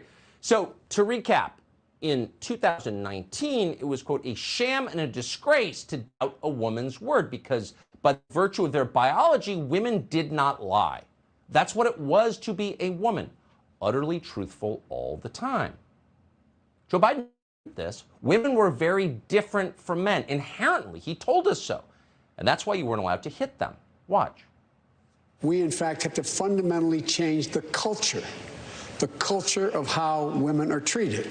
No man has a right to raise a hand to a woman in anger other than in self-defense, and that's rarely ever occurs.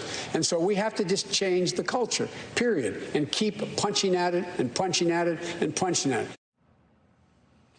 All right, so we mocked him. Keep punching at it. Domestic abuse, that is. We made fun of him, but he was onto something. Actually, what he said was entirely true. Ask yourself, two men get in a bar fight, one of them punches the other in the face. What's your response to that? Come on, guys, take it outside. A man and a woman get in a bar fight, the man punches the woman in the face. What's your response to that? Well, if you're a normal human being, you're horrified. Punching a woman in the face is not just a felony, though it is a moral crime. Decent people don't punch women in the face. Period. A man's best instinct is to protect women. That's nothing to be ashamed of. It makes a civilization civilized. That's why we don't send expectant mothers into battle. Got that, you degraded freaks? Pregnant flight suits are an attempt to make us deny our most basic instinct, an instinct that we should not be ashamed of. Joe Biden had this instinct. He noted it. He was absolutely right. Why was he right? Because men and women are not the same. We're not saying one is morally better than the other. They're morally equal, but they're different on the deepest levels, beginning with biology. Every person on earth knows this is true. We are born knowing it, but now they're commanding you to pretend otherwise, to deny nature and suppress your most basic and valuable instincts. They're telling you you have no right to be more upset when a woman is injured, when a woman gets her ear bitten off in a bar fight than when a man does. Are you ready to suppress those instincts? Are you ready to live in a society that won't acknowledge them? What happens to our justice system if we pretend men and women are exactly the same or don't exist? Ketanji Jackson's claim that we can't say who's a man and who's a woman will transform the way we administer justice, starting with our vast regime of anti-discrimination law. If we can't say for certain who's a woman, how are we going to enforce Joe Biden's famous Violence Against Women Act? Why do we have such an act? Who would care? How can we set aside a huge percentage of federal contracts for women-owned companies if we don't know what a woman is? Oh, I guess that scam's going to have to end tomorrow because it no longer makes any sense. And by the way, how is sexism even a meaningful category in a world in which sex has no meaning? Well, it's not. Why have Title IX, which bans sex discrimination in schools? If we don't have biological sex, how can we have discrimination on the basis of biological sex? Thinking this through? The Trump administration thought it through. Actually, they saw this coming. We should tell you that. The Trump White House tried to preserve Title IX by arguing that the concept of sex as defined in that law derives from biology, not from how you're feeling about your personal identity on any particular day. That's the case they made.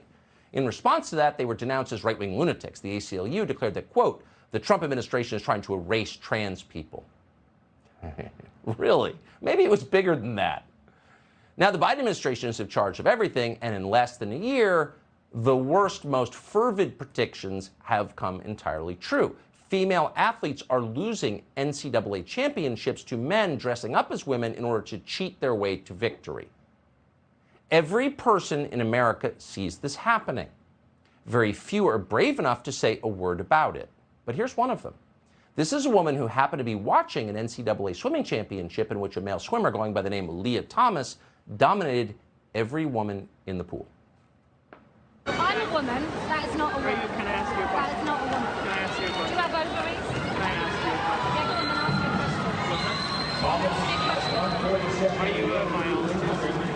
Oh my God, don't be ridiculous. No, I'm not a vet, but I know what a dog is.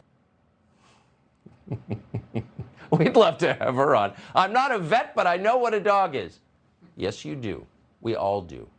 Even Ketanji Jackson knows. She's had a few children of her own. She probably learned exactly how the process works. The point of the trans movement isn't to convince anyone that biology isn't real. They're not even trying. That's an impossible case to make. You would sound ridiculous if you tried to articulate that, much less explain it. The point of this exercise is very different. The point is to make the rest of us repeat a lie, to say something we know perfectly well is not true. Yes, Leah Thomas is a proud, beautiful woman who won the swim meet because she practiced harder than the other girls. Leah Thomas deserved to win. Her victory wasn't cheating. And no, I don't notice her bulging swimsuit. I have no idea what you're talking about. That's what they demand you say. Not because they care about Leah Thomas or any other trans person. They could care less. Making you pretend to believe something you don't, that's the point. Because if they can make you pretend to believe something you know is untrue, they've won. They control your brain. So this isn't about trans people. It's about all of us, and the stakes are very high. And that's why the censorship is so intense. Have you noticed? Our national conversation about transgenderism is completely defined by censorship, by making you shut up. Not allowing you to notice the obvious is why they're doing it. There's no attempt to persuade you. There's no fact-based argument. You can't respond, oh, so men can become women just by wishing it so? Tell us how that works. Can I stop male pattern baldness the same way? Can I grow 6 inches? Please explain how this remarkable new power the trans community has discovered might apply to me. Can I do it too? The power of positive thinking. Well, that's a fair question. They'll never answer it. They'll just make you be quiet. Their first move always is censorship, and their second move inevitably is punishment. We learned that again last night when we were suspended from Twitter. Quote, we have determined that this account violated the Twitter rules, specifically for violating our rules against hateful conduct, Twitter wrote to us. The only way out of Twitter jail was to delete our tweet, to pretend we never said it, to cleanse America's conscience by just whiting out the past. What was our crime, by the way? Well, we dared to highlight 2 accounts that Twitter has banned, from Charlie Kirk and the Babylon Bee. There was nothing hateful about either one. We'd say look them up, but you can't because they're gone now. But both merely noted that biological sex is fixed at birth. This has been universally acknowledged by Homo sapiens for at least 300,000 years. So it was a factual statement. But on Twitter, as in our public life, truth is no defense. Twitter is now run by a man called Parag Agrawal, who has said plainly he does not believe in free speech. Agrawal came to this country as an adult to get a degree from Stanford. Now Agrawal controls the single most important forum for America's political conversation. Right. But thanks to Elon Musk, that's no longer. But I wanted to bring this out. This to point how confused this situation is in the era that we live in. And you just gonna have to protect your children. You're gonna have to really string what you should be doing already. But if you can, you need to learn your kids' curricula, because we got a lot of these people that are trying to take possession of your children, one, and also indoctrinate and groom them to be what they are. Or if you can, move out of the cities. Get away from these cities. These cities are ground zero for a zombie apocalypse. Like, get out of these cities. Yeah, the blue dots on your city, your maps, is where most of these Freakin' Leak stuff going on. Freakin' Leak, Shalonda, Rhonda. Freakin' Leak. That's what they want their children to be. Freakin' Leaks, man. Freakazoids and Freakin' Leaks. I couldn't even think of another name. Shalonda, Rolanda, Katanji, Shaniqua, Freakin' Leak. All right, so from there, I'm gonna go to the CRT issue because this is another thing that's being pushed on Black people, and it's being taught that they want to take slavery out of schools. That's not what's going on here. So that's just touch on CRT real quick before we get started with the guy that covers CRT. I want to deal with a situation that happened with Joy Reid and how she got blasted and threatened to be sued because she pretty much misrepresented someone in the children he had in his video. And I was upset. I'm like, first of all, Joy Reid, you do nothing for Black Americans at all. You don't give a damn about the children in the inner cities that the party line that you support helped destroy. You don't care about them. You do everything in your power to get on the internet and support liberal policies that, you can say inadvertently, but they harm Black people. That's all you guys do. You and Roland Martin got on here and got mad at a Black male, a young Black male, because he wanted to make a Black school for Black kids. Instead of them going to juvenile, they go to school. And for you to even speak against that shows you that where your loyalty lies and what your ideals have taught you. And your ideals have taught you to pretty much stomp out any Black success or any progression of Blacks, just like a real Southern redneck Dixiecrat of the past. Shoot, as far as we know, they could probably be them Dixiecrats kids. Exactly. That's another thing. Who are these people? Yeah, like, who are these people? We don't know. So right now I'm looking for a video that deals with. Oh yeah, we need to do the Ben Shapiro clip after this, but dealing with CRT, there's a particular clip where Joy Reid, she really was out of pocket, and we just need more people to stand up against the liberal mafia that's trying to pretty much proliferate the airways and proliferate our schools and our and indoctrinate our children with these silly, very silly doctrines. And of course, I can't find it. I'm looking for it. Racist history of the Democratic Party. I know I saved it. Let me make sure it's saved, because I really want to share this with you guys. unable to download, of course. So this is what I'm going to do. Since that video didn't save, I'm just going to go directly to YouTube. We're going to watch it off YouTube.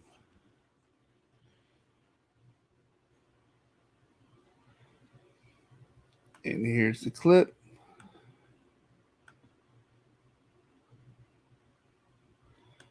Because what was said by Joy Reid was just uncalled for, one, and just shows like the distasteful behavior of these people, man. It is crazy how much money I'm saving with every plate instead of ordering out every single night. By the time you... A defamation lawsuit.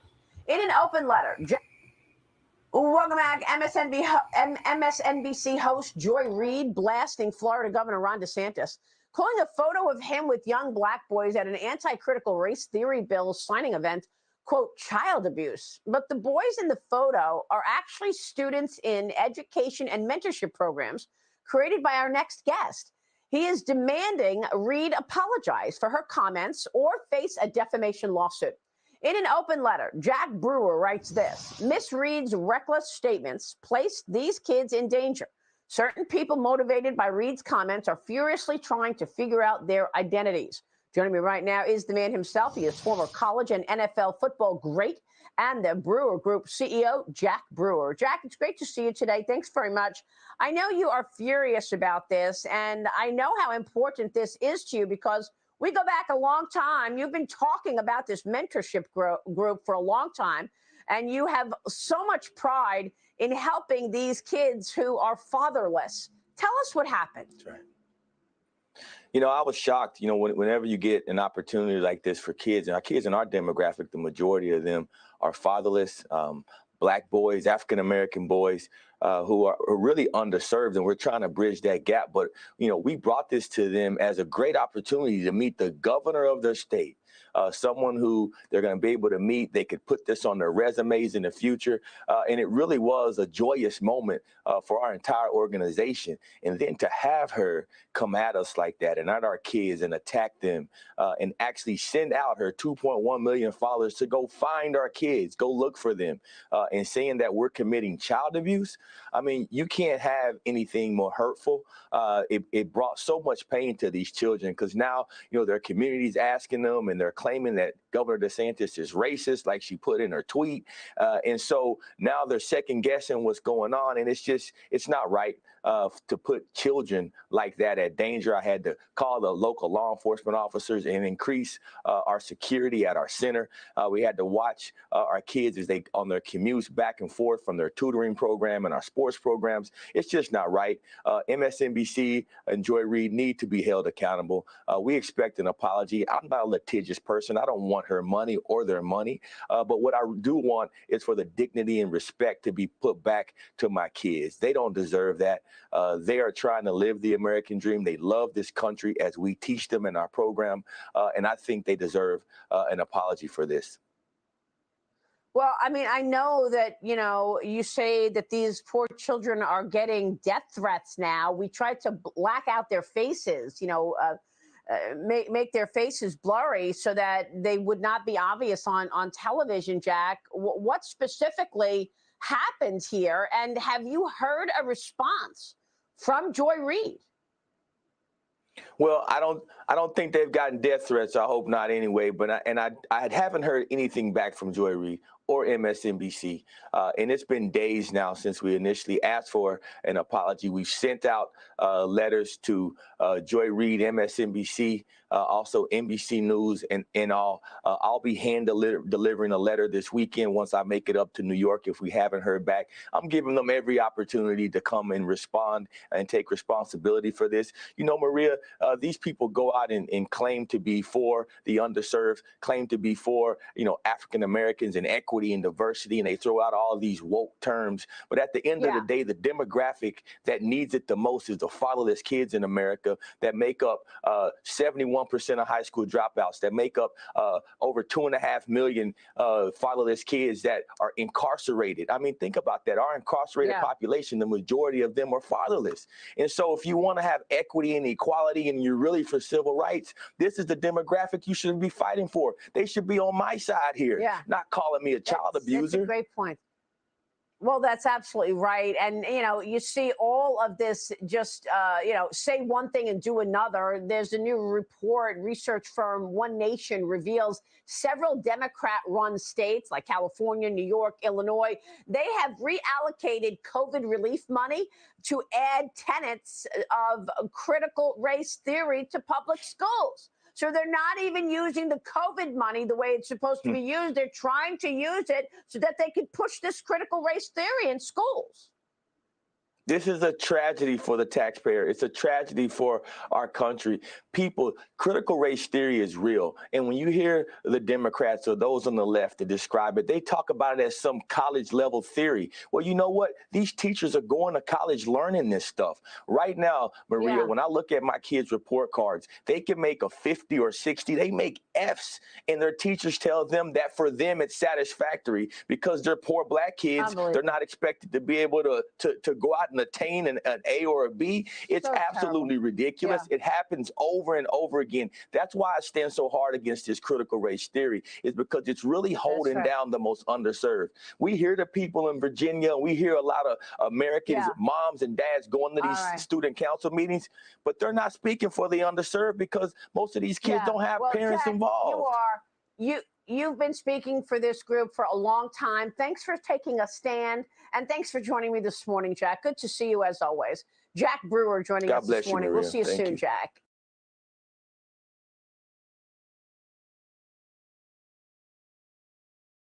So I had to share that clip because Joy Reid pretty much tried to attack this man and his organization because they held signs up. They held signs up that said they were pretty much anti-CRT, and it's like, they did. Joy Reid even said it was tantamount to child abuse. It's the same woman that's going around saying, "Oh, the bill is don't say gay bill," and going against DeSantis, but you don't call teaching kindergartens about gender.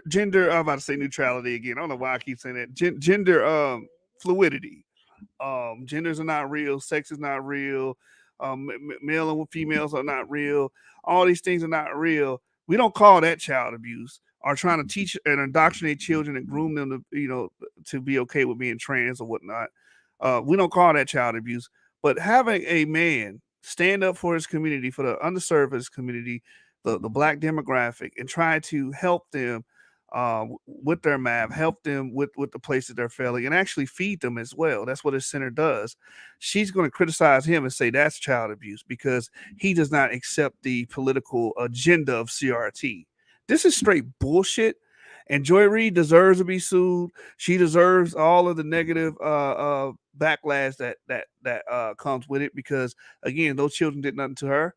But guess what? She doesn't give a damn. It's not about Black people. Like she keeps saying, oh, racist, oh, Black people, this, that, and the third. But at the end of the day, you just went against Black kids.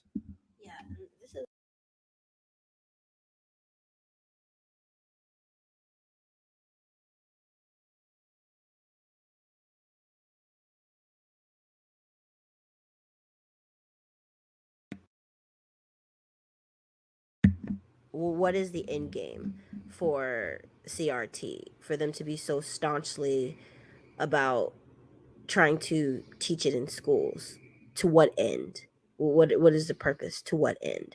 Because we do know that most schools that do teach history of the United States often do have a segment on like other history that's not white Anglo-Saxon. We know we largely do talk about slavery. I know there's some contention in some states about how slavery is taught.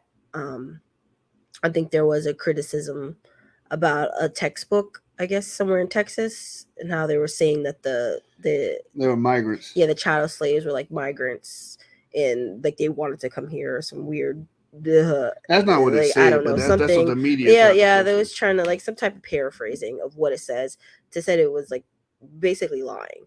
So I do agree that it is important to get into how things are taught, and I think that's really what the crux of the CRT argument is. Not so much that anybody is against teaching things like what racism is, how racism works or has worked in the past in certain institutions of the country. I don't think that is really the contention, because I think either side would argue that yes, students should be taught that because it's history. I think then the way in which it is taught is what people are having the big contention with. Kind of like the same thing with sex education.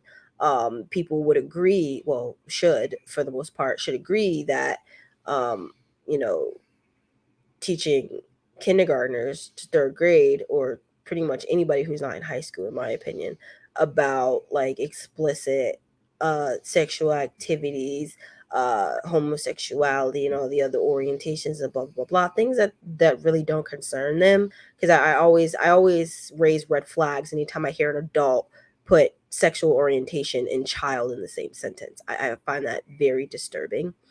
But I hear it a lot, and it's like those things like are not even compatible. And if that is even a blip in a child's experience or existence as a child, that should be a red flag that there's some type of abuse going on. Well, that judge that we just talking about, the one that can define what a woman was? Ketanji Brown. Yeah, she has a history of being very light, because it seems someone brought it up in the chat, light on pedophilia. And what she said was in one of her convictions, after getting a 3-month conviction for pedophilia, you were just curious.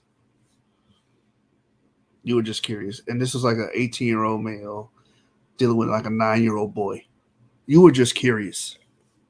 Yeah, I think that though that comes into question how people think about age. Because I mean, me personally, I think an 18-year-old is still a kid. I don't really think you're really an adult to your own But that's 20, pedophilia but because that you're dealing with a 9-year-old male. I still think, well, I would say that what do you call it, child molestation. And I think children that, like kids that young, teenagers who like prey on small children and children who also prey on small children, I think those are very red flags and signs of abuse, and they need to be treated as such. I think that I think those are like the very complex issues. I would never expect to hear a judge say that you were just curious, unless that 18-year-old has some types of cognitive disability. No. Or where they just don't understand certain things for some reason. Like I like that's the only context that I can even begin to think of a reason why someone would say that. So, but like that just doesn't make any sense. It's like, we need to really get a hold of the whole pedo bear pandemic. That's the biggest pandemic. I think the reason why she's saying stuff like that, because the atmosphere that the left created, where again, what you were talking about earlier, where you speak should be sexually conditioned. Yeah, so now she's got this mentality that, hey, well, maybe this kid, over sexualization of children. Now, well, maybe he felt like a kid, or maybe the kid felt like an adult, and now pedophilia is no longer pedophilia. We're seeing this shit before our eyes. But to touch on CRT, we're not even in that video yet. We're going to play your boy, the Jew with no lip, with no bottom lip. We're gonna play no top lip, whatever. Yeah, we're gonna play his clip next on CRT. But to speak to the CRT thing, if it's really about, first of all, let's revisit the I wish a motherfucker would clause. If my child was in a school and he come back and say, mommy, daddy, they taught me today that I'm oppressed and the white people in class was the oppressors, I'm gonna go up there and throw a goddamn motherfucker. I'm gonna go unglued on their ass. Yeah, I would say, like, to mention though, that I think when it comes to the conversation about pedophilia in like the legal system, I think whether Democrat or Republican, across the board, all the judges are lenient on pedos. Because in my opinion, I don't think anything less than the death penalty is appropriate for the pedophile. So I'm serious. I am as serious as a nail. I think they are very lenient on people who abuse children. I think people who abuse children should be killed. I feel the same way about people who sexually assault other people, like rape people. I think they should be killed. And when nobody gives those sentences, I think that they are being lenient.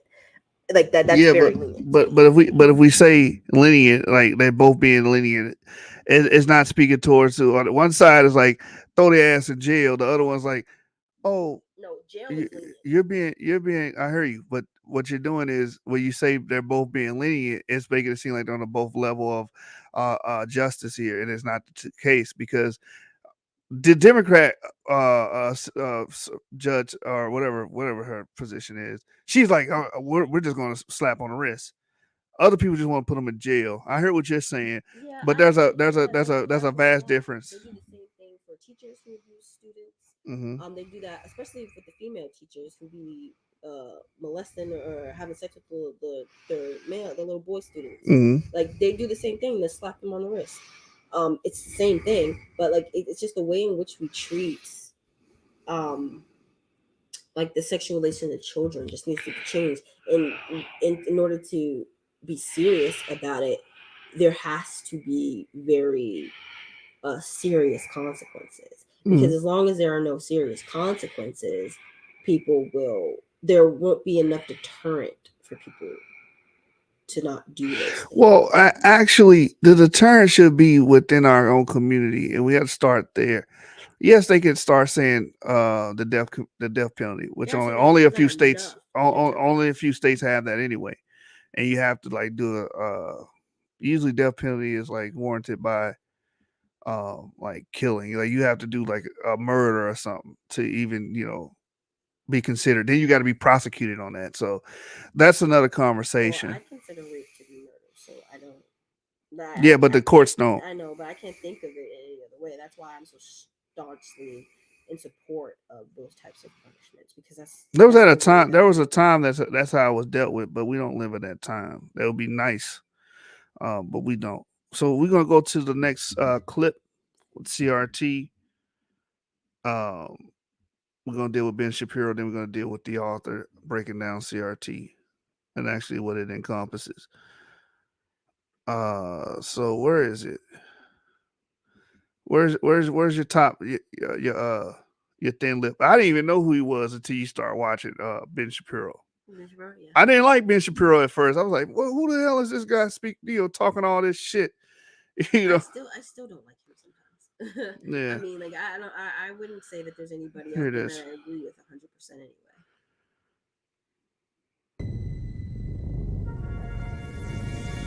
It's okay if you're misgendered. Everything I need to know about you.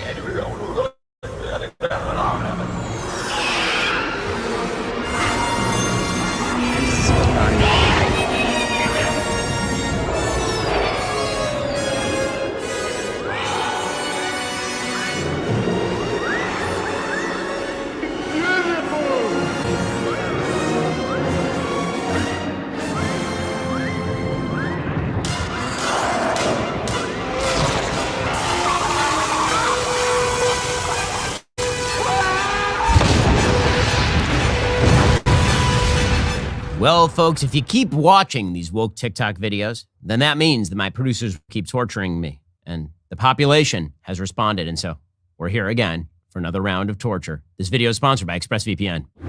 Don't look right! Keep your eyes shut! Why what happened at the Oscars is not something white people need to speak on right away. There is so much nuance and complexity and layers that boring! You will not be able to understand through your white experience without education and listening to specifically Black women. Wait! Which we all know Hold many up. people do. Why do I have to listen to black women about this? Just a black dude smacking another black dude across the face. What does that have to do with black women? Also, I guess this person is on The Bachelor. Run like f***ing hell. Run, gentlemen. So when you share your perspective or your education on what you perceive to have happened. Wait, not what I perceived to have happened last night. What happened? Will Smith smacked the dude on national TV. I didn't perceive it. Okay, we're now going to like the full left-wing view, which is that if a baby is born and the baby is clearly male and the doctor says you have a male child, then he's assigning the gender. I think it's a little early to start imposing roles on it, don't you? So now, if you watch a man smack another man across the face on national TV, it's what you perceive to have happened, but is it really what happened? Is there some sort of mystery world in which this didn't happen? Oh, you're so obnoxious. You're not special. You don't get to only have an opinion because you're you. I don't even know who you were until producer Savvy told me you were on The Bachelor literally 15 seconds ago.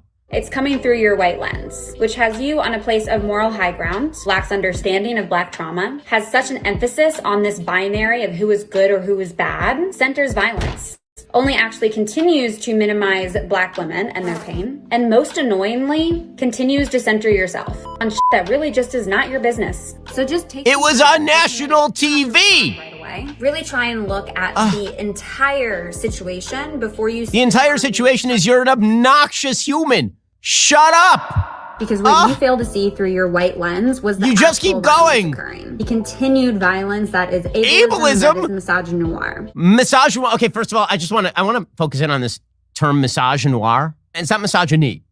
It's misogynoir, which means that it's like in the 1940s and there's a narrator and it's shot with a lot of chiaroscuro, like dark imagery. It's really quite misogynoir, starring Humphrey Bogart. If this person were in a room, I would run straight through a wall to get away from this human. This human is so crazy. Who would opt into this? Okay, everyone who goes on The Bachelor is insane. First of all, the men and the women, they're all crazy. They're all crazy people because why would you possibly wish to date on national TV? But when you're the craziest crazy person in the crazy person lounge, then, yeah. But the utter moral superiority, you don't get to speak as a white person about this thing that we showed you on national TV. You're so obnoxious. As an elementary school teacher in Florida, this new bill has really been weighing on me a lot. I teach first grade, which means my classroom is one of the ones that will be directly affected. For those of you who haven't been in the classroom in a while, one of the things that teachers always do at back to school night and meet the teacher and things like that is they like send home this cute little like meet the teacher thing where it has like a little bio about us, some of our favorite stuff, just so that you know who we are. How do I do that next year? Do I lie? And she said, I lie. You got to tell the kid that you are in a gay relationship or that you are a trans or that you're a lesbian. When I had to meet and teach a Greek when I was a kid, I don't remember them saying anything about who they were dating, their sexual life, or what their sexual preference was. This is the insanity and idiocy of the left. They are groomers. That is what they are. They are groomers. Because this is how you answer that question. Hi, my name is so-and-so. I am from blah, blah, blah.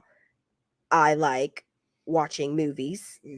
My favorite color is green.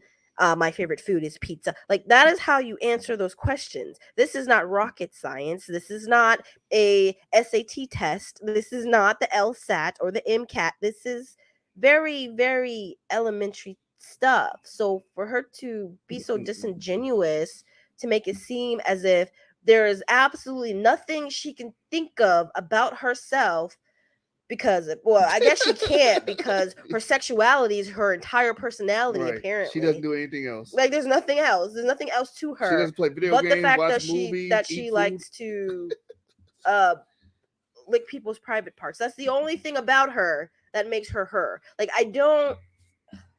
These people are weird. They're groomers, and then they get mad and wonder why people call them groomers. Is because that's exactly what they are.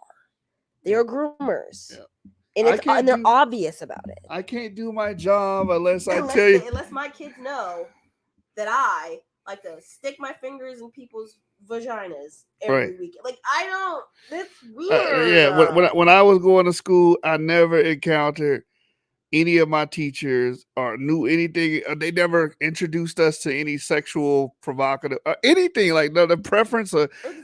My teachers didn't tell us what date night was like. Like, Right. no one talked Right. about those things. And then there's a lip sock video where the guy was like, "Well, if we can't tell the kids, who can we tell?" Like, what do you mean? Therapist. Well, weirdo. wait, you look at the kindergartens that have like meaningful conversations. No, they're looking at kindergartners. The kindergartners are innocent babies, and the kindergartners are just going to hug them and say, "Okay, now is it snack time yet?" That they just want somebody to listen to their crap without criticism.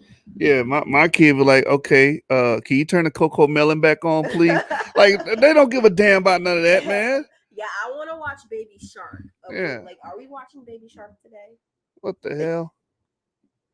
Not talk about my marriage? Do I pretend I'm single? Do I invalidate my spouse's stance as a trans femme person? Are you one of those single tier people? Or do I put my job on the line? How about you stop talking to your kids about your private life because no one cares? Nobody cares! I'm amazed. The adults think that it is the job of children to validate their lifestyle choices. I'm amazed by this. This is just an insane thing to me. You exist to protect the innocence of children. They do not exist to make you feel better about the things that you do in your private life. And if it makes it tougher for you to talk to kids about your private life, maybe that's okay. Because again, that's not the job. I went to elementary school. I went to a public elementary school. I do not remember any of the teachers talking about who they were married to or what their dating lives were like, because their job was to teach me things. This generalized notion that teachers are to be seeking celebration from children, there's something wrong with you if you seek celebration from a child, period. End of story. As an American citizen, I find it truly disgusting that my country goes 40 steps forward just for people like the governor in Florida to take us 30 steps backwards.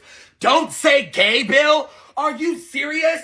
Don't talk about what I went through and what my fellow gay LGBTQ plus community went through to get me here. Are you serious right now? Is the government sleeping? Why are they letting you do this? Isn't this the free country, the free world, freedom of speech? Don't say gay. That goes against freedom of speech. You cannot sit here and say being gay is not a choice when you're not gay. You don't know that. Now you want to make learning about our history illegal? You are So what did he just say? The key takeaway. I'm sorry. Did my child sign up for gay history? My kindergarten child. Did I get it? I'll take delusional talking points for $3,000. I thought you was being paid because you're probably in a public school. You get paid by our tax dollars to teach our children read. Not even that. The basic rudimentary skills in kindergarten. I would never in my life want him teaching my child anything. Exactly. Anything. There is absolutely nothing that man can teach my child. Ever. Kedrick said he's trying to impersonate a black woman. No, that's sexist. It can't be sexist because there's no such thing as gender. Oh yeah, I guess there's no such thing as woman. Like woman isn't a thing; it's a feeling. What's a woman? I'm not a biologist. Yeah, but he's like, oh, they need to gay history. Wait a minute. When did we start teaching gay history? When did that become a core? You know, we talk about the core. I mean, maybe in college, but you get to choose whether you want to take that or not. I don't. Yeah, the bill he's talking about is K through third, that you cannot be, To be honest, discussing. the bill should be K through freaking 8. Yeah, that's honest. I don't think topics about sex at all should even be talked about until high school. But even then, it should be a biology type conversation. From a biology stance, like these are the parts. This is how they work. This is how reproduction works. Blah blah blah. Like, you know how we learn in like 6th grade health class or something like that. And I also think that like schools don't do enough to teach SRA or like sexual restriction. I guess attitudes like. Well, I guess some people call it the abstinence only, which I think that's a kind of misnomer. But I think the schools districts don't do enough to put abstinence as an option in the sex education as well, because that is an option, and sexual education treats it as if it's not, as if children don't have a choice. But then they want to claim that we're not trying to push them to have sex, but you're not telling them that all the options that they have. Well, I want to say this. You're right about that. But I want to say this. Did y'all see the veracity? Not the veracity, but the how he's very ferocious. Ferocious. Yeah, he's very ferocious in what he's saying. He's like he's being wrong. It's not about you. It's about the children. No. This is most definitely 100% about them. Right. That is why they're upset. You had the lady talking about, so I have to hide my spouse. No. You don't take your ass to. You don't become a teacher for yourself. The job, your own self satisfaction.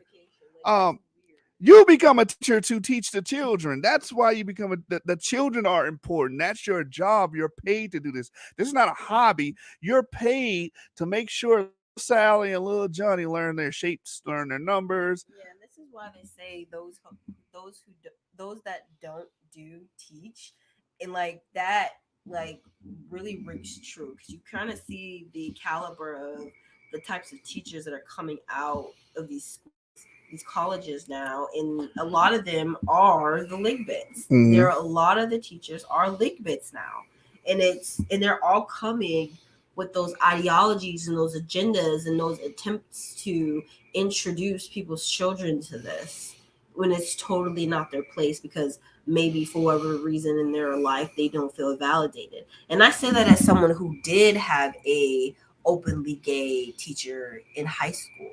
He was openly gay. He never announced it, but he was very flamboyant. It is quite obvious. He didn't talk about his private life. He was very discreet about those things, as were all the teachers. The only time you would even know if a teacher was married or had children is if they like showed up to the school one day. Like or the teacher had to step out to take a call because, I don't know, something happened with her kid. Like, that's the only time we would even know that they even had private lives. It's not something that they would volunteer. Even one gay teacher that I did have, he didn't volunteer any information about him and his boyfriend, or if he had a boyfriend. I don't even know if he had a boyfriend. Did you take gay? Did he teach you gay history? No, he was our humanities teacher. He taught us a lot about like things like social stratification and socioeconomics and stuff like that, and like the humanities. But nothing. We didn't learn anything about LGBT. No Ligbit, nothing.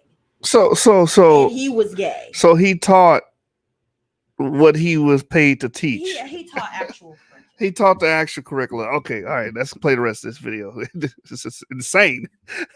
Actually making it harder for children to feel comfortable because conservative parents feel like it's not okay. They're not gay. It's not their place to talk about it. Stop being concerned with what other people like. This is disgusting. Ew. Okay, stop being concerned with what other people like. Also, I want to indoctrinate your kids. Stop getting in other people's business. Also, conservative parents, shut up.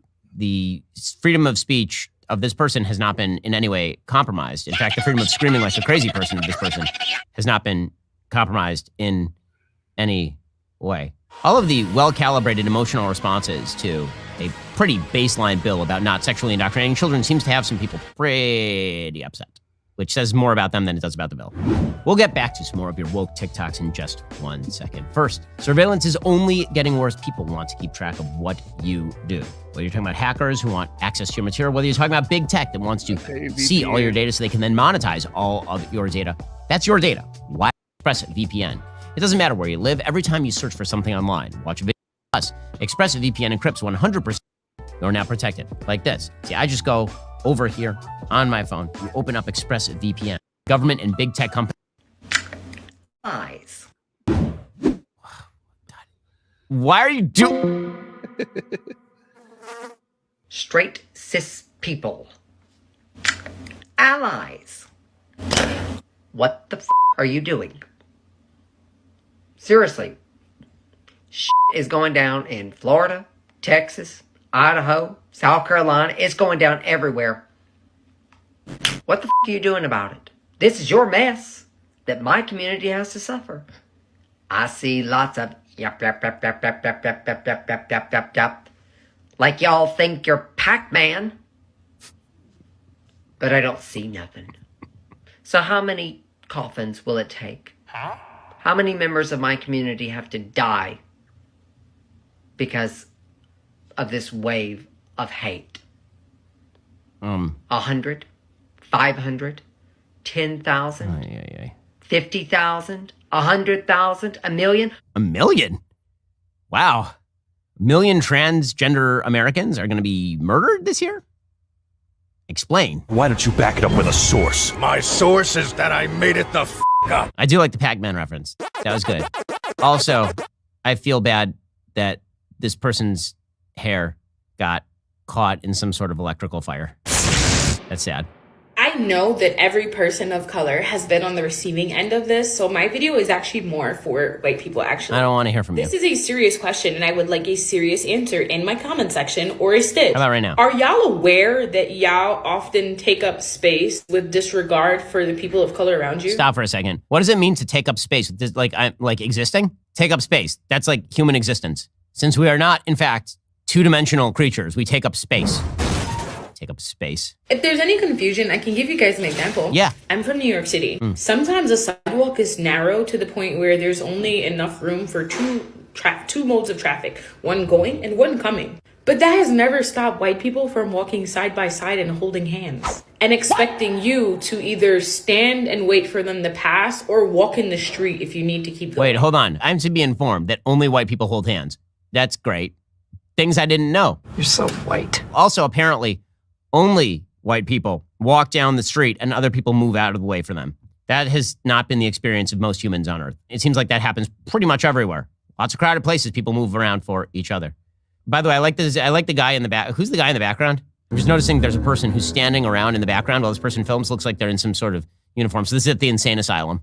And there's a person in the background who's making sure this person doesn't escape her cell. Are you guys aware that this is something that you do, or is it something that happens by accident? Because people of color are taught to be aware of how much space they're taking up at all times. Oh. So watching you guys take up space without even thinking about it is mind-blowing to a lot of us. Is that a thing black people are taught? Not to take up space? It's a mess to have something taking up space that don't function. To be like a ninja? Floor is lava? Where is this shit coming from? Frankly, it seems like a great skill set. It's like the Alex Mack show from Nickelodeon back in the day. Turn yourself into a puddle and like go under doors and stuff. I wish to learn the skill set if this is available. If someone can inform me of a class where you don't take up space, I will gladly take this class. This seems like a ninja skill. Hey y'all, so I just got my uterus back. And it looks so freaking cool. Trigger warning, this is an organ and it is a wet specimen. And it is my uterus, plus the tubes as well. So, ready for the reveal? This is it. This is my uterus. She scrubbed off all the blood. That is my cervix. That's what a cervix looks like, y'all. And these little strings right here are my fallopian tubes. But this is my uterus. This is it compared to my head. This little thing causes so much problems for everybody. And I also got a LED plug-in LED stand with it. So it lights up different color and spins while it displays it, which is so cool. I think I'm going to vomit. I honest to God think I'm going to vomit. That's... Why would you show me this, guys? Better question, why do I pay you to show me this? Honestly, I just feel bad for these folks. I feel bad for folks like this. Like, no, you know what? I got nothing. I got nothing. I got fucking nothing.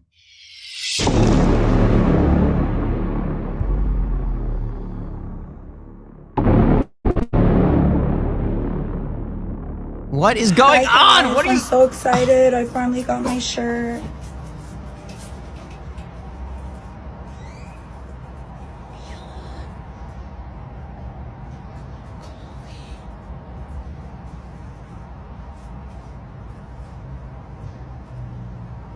How long is this video gonna go on?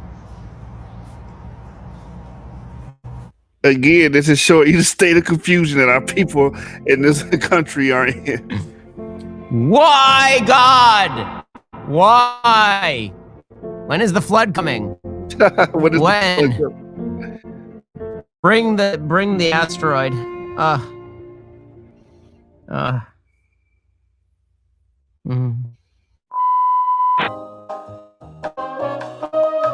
All right, we're gonna move to CRT again. I forgot that was going on the other talking point, but we'll end it off on the CRT.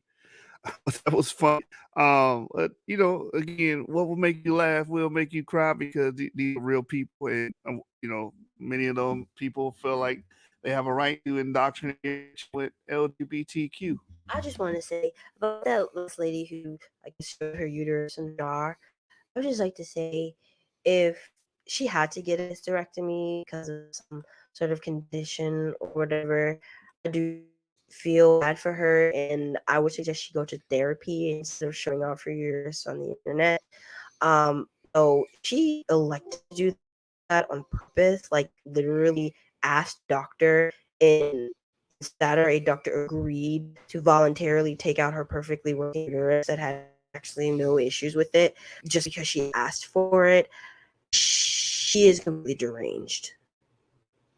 She still shouldn't be showing that on the internet, but she is 100% deranged. That there's literally something mentally wrong with her and unstable. But we're supposed to be like told that we have to be compassionate towards people who try to force us to believing non-truths such as the gender ideology and all these things. And it's precise people like that, if she elected to do that on purpose and not just coping with something she had to do. It's precisely people like that why we need to be very, very staunchly firm and not affirming these delusions, not trying to kowtow to the left or whoever who's trying to make us or force us into accepting these things, these lies, for in order for us to be considered good people or compassionate or empathetic. You can be all of the things while still confirming truth, which is that men cannot be women and women cannot be men. Those things can be true, and you still feel empathy for people who have to go through these things or let to go through these things because they have severe mental health problems. It's sad. I don't find it funny. I find it very, very sad and concerning. I find it funny that when you have people with messed up teeth and yellow, what do you even call it hairstyle? The yellow hair on this side. Oh, the Karen. Yeah. So, how many black people have to die? Damn, y'all use black trans to push. Jeez, like, what does being black have to do with any of that? I don't get that. They have hijacked, just like Price Payne did. They have hijacked Charles Payne. Excuse me. They hijacked Black American, struggle history and used it as a way to pick up black people. Yeah. And the funny thing about it, I find that like they're campaigning every week. Like they seem to be very, very desperate to get other people to support and fight for them. Like our population, like our ancestors, like they didn't go around begging people to help them. When they were fighting their good fight, when Malcolm X and all them and Martin Luther King and all them were fighting for civil rights and all sorts of things, they could care less. They couldn't care actually if someone who wasn't black wanted to join in and help the fight. Great, but they didn't go around begging people to be an ally or anything like that. No, they had a mission, they understood the assignment, and they did it. Like these new age movements trying to tailgate and piggyback off of the thing our population did on our own. Well, I wouldn't say completely on our own. We did without, I guess, begging for people to help. Because like we get stuff, we try to get stuff done whether they help or not. Like we don't care. But like these people seem to be so obsessed and so obsessed with other people accepting them, other people being allies, other people helping them, and it's like you have an entire community, don't you? You have an entire Ligbit community, right? Like why aren't you asking for them to be your overwhelming support? Why are you always looking for people who are not Ligbit to basically help champion your causes. I find that weird. Well, actually, you say that, like, where are these other people in their community? Because you're stooping so low that you got to get you got to get a confirmation from kindergarten. No, that's because the Lakewood community is entirely divided about the trans issue, especially the homosexuals and the lesbians. They actually are the most populous in the Lakewood community, and they're the most divided on this because trans identity directly contradicts the idea of homosexuality and lesbianism by saying that there's no such thing as sex, or gender is whatever you feel it is, or sex is the sexes aren't real. Because if they accept that, then they have to accept that they are choosing to be homosexual. They are accepting that they were not innately born with the characteristics that make them like the same sex. They have to admit that their orientation is superfluous and just as fluid as gender identity, where they can decide who they like, when they like, who they sleep with, how they sleep with. It's not an innate attraction. It's not something they're born with. And they would have to contend with that if they support the trans agenda. Is everywhere. Right.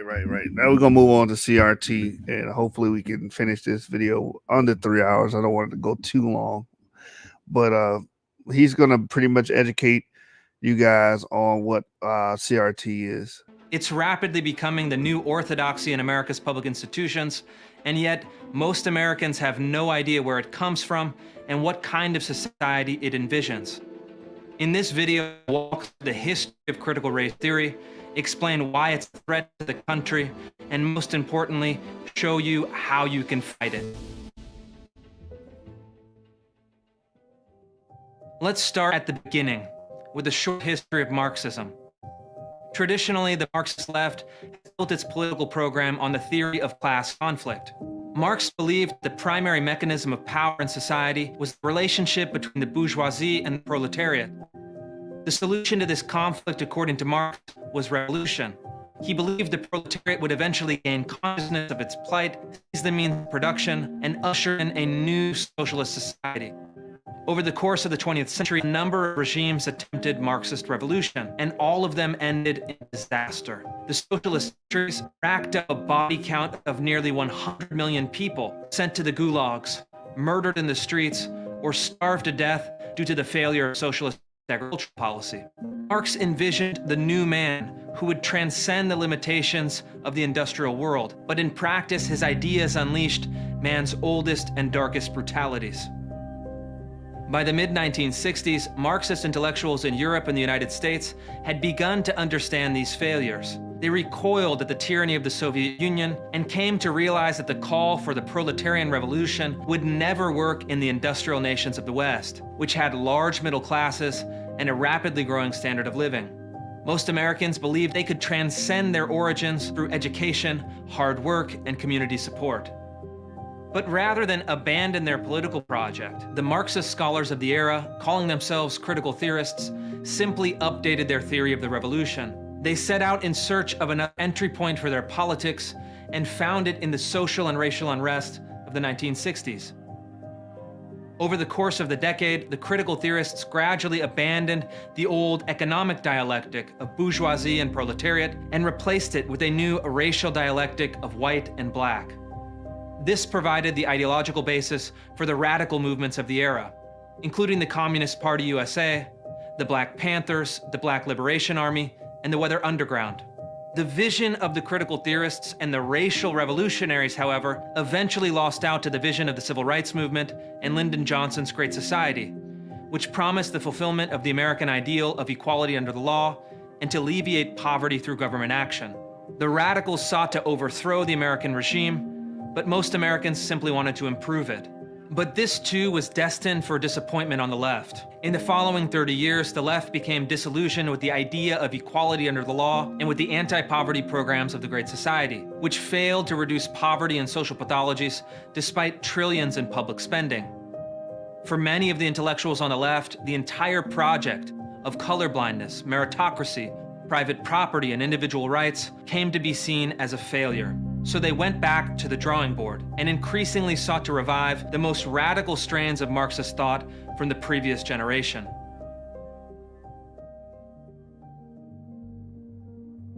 This is where critical race theory comes in. Critical race theory is an academic discipline that came to fruition in the 1990s, building on the intellectual framework of critical theory and identity politics. Sometimes it's directly labeled critical race theory, but it's usually deployed under a series of euphemisms, such as equity, social justice, diversity and inclusion, and culturally responsive teaching. This is deliberate. The critical race theorists are masters of language construction and realize that neo-Marxism would be a hard sell to the American public. But equity is soft, persuasive, non-threatening, and easily confused with the American principle of equality. But the distinction between these two words, equality and equity, is vast and crucially important. Equality is the idea that was first proclaimed in the Declaration of Independence, consecrated in blood during the Civil War, and codified into law with the 14th and 15th Amendments, and the Civil Rights Act and the Voting Rights Act of the mid-1960s. But the critical race theorists explicitly reject this vision, arguing that equality under the law is camouflage for white supremacy, patriarchy, and naked racial oppression. In their academic work, they've directly attacked the principles of non-discrimination, colorblindness, individual rights, private property, school integration, freedom of speech, and meritocracy. The critical race theorists would replace the system of equality with a system of equity, which represent diametrically opposed philosophies. Whereas equality seeks to protect individual rights regardless of race, equity seeks to divide the world into competing racial groups and ensure race-based equality of outcomes, endorsing active racial discrimination to get there. In a foundational paper called Whiteness as Property, the critical race theorist Cheryl Harris has proposed suspending private property rights, seizing land and wealth from the rich, and redistributing it along racial lines. The critical race guru Ibram Kendi has proposed the creation of a Department of Everything that was just stated was communism, and black people are buying into this lie. What this is actually entailing, that this will actually somehow help black people. If we seize the right to own personal property, the people that will actually benefit from that is the government, not underclass black people. That is just not how that works. And this is what this entails. It's just CRT is pretty much communism repackaged, where classic communism was you have the two classes, the rich and the poor. Well, now we just take the classes out and say black and white. So that's pretty much what he's breaking down. Anti-racism, with the power to nullify, veto, or abolish any law at any level of government and silence the speech of political leaders and intellectuals who are not deemed anti-racist. The new department would be unaccountable to voters, the executive, or the legislature. In other words, it would become an all-powerful fourth branch of government and mean the end of the federalist system. Finally, like the critical theorists before them, the critical race theorists would abolish the economic system of capitalism and replace it with an economic system of collectivism. According to Kendi, in order to truly be anti-racist, you also have to truly be anti-capitalist. Identity is the means, Marxism is the end, same as it ever was.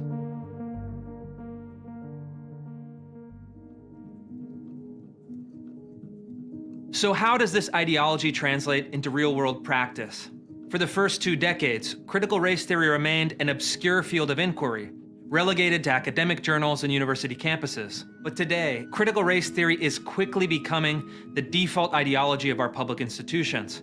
It's spread from the universities to government agencies, public school systems, teacher training programs, and even corporate HR departments.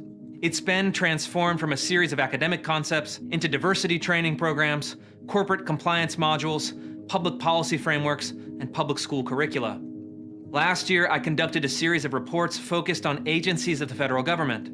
I discovered that the FBI was holding workshops on intersectionality theory. The Department of Homeland Security was telling white employees they were committing micro-inequities and had been socialized into oppressor roles.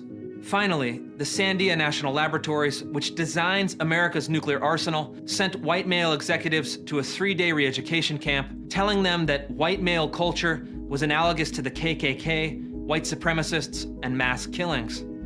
This year, I finished another series of reports focused on critical race theory in education. The stories are shocking. In Cupertino, California. So people, what will happen is, so our people, this again, black people problems is what I named this. Our people will listen to that. Oh, that's right. White people are analogous to KKK culture. All white people, no matter who they are, what their background is, or what they do. And we don't care about that. The problem with this is, again, they understand the demographic. They understand the majority of our people are entrenched in racism. So hearing stuff like that is going to get you involved. You're going to want to get involved with this. But again, this is just a Trojan horse to teach, again, Marxism. It's just Marxism redressed, repackaged as using identity politics as a means to the end. And this, like, we shouldn't even consider this bullshit, because at the end of the day, I, just as my wife and as many people, the reason why you have an opportunity to make money and prosper is because we're not in a communistic government where it says, hey, I'm going to put a cap on how much you people can actually make, and the government's going to be able to have all the fiscal freedom and not the people's. An elementary school forced third graders to deconstruct their racial and sexual identities, then rank themselves according to their power and privilege. In Springfield, Missouri, a middle school forced teachers to locate themselves on an oppression matrix, telling straight, white, English-speaking Christian males they were members of the oppressor class and must atone for their covert white supremacy. In Philadelphia, an elementary school forced fifth graders to celebrate black communism and simulate a black power rally to free Angela Davis from prison, where she had once been held on charges of murder. And finally, in Seattle, the school district told white teachers they were guilty of spirit murder against black children and must bankrupt their privilege in acknowledgement of their thieved inheritance. This is a revolutionary change. In the previous century, state institutions were presented as neutral, technocratic, and oriented towards broadly held perceptions of the public good. This is no longer the case. Our institutions are being radicalized by critical race theory, and the levers of state power are being turned against the American people, with no sign of slowing down. Here's the problem. Thus far, Americans of good faith have been unable to resist critical race theories blitzed through our institutions.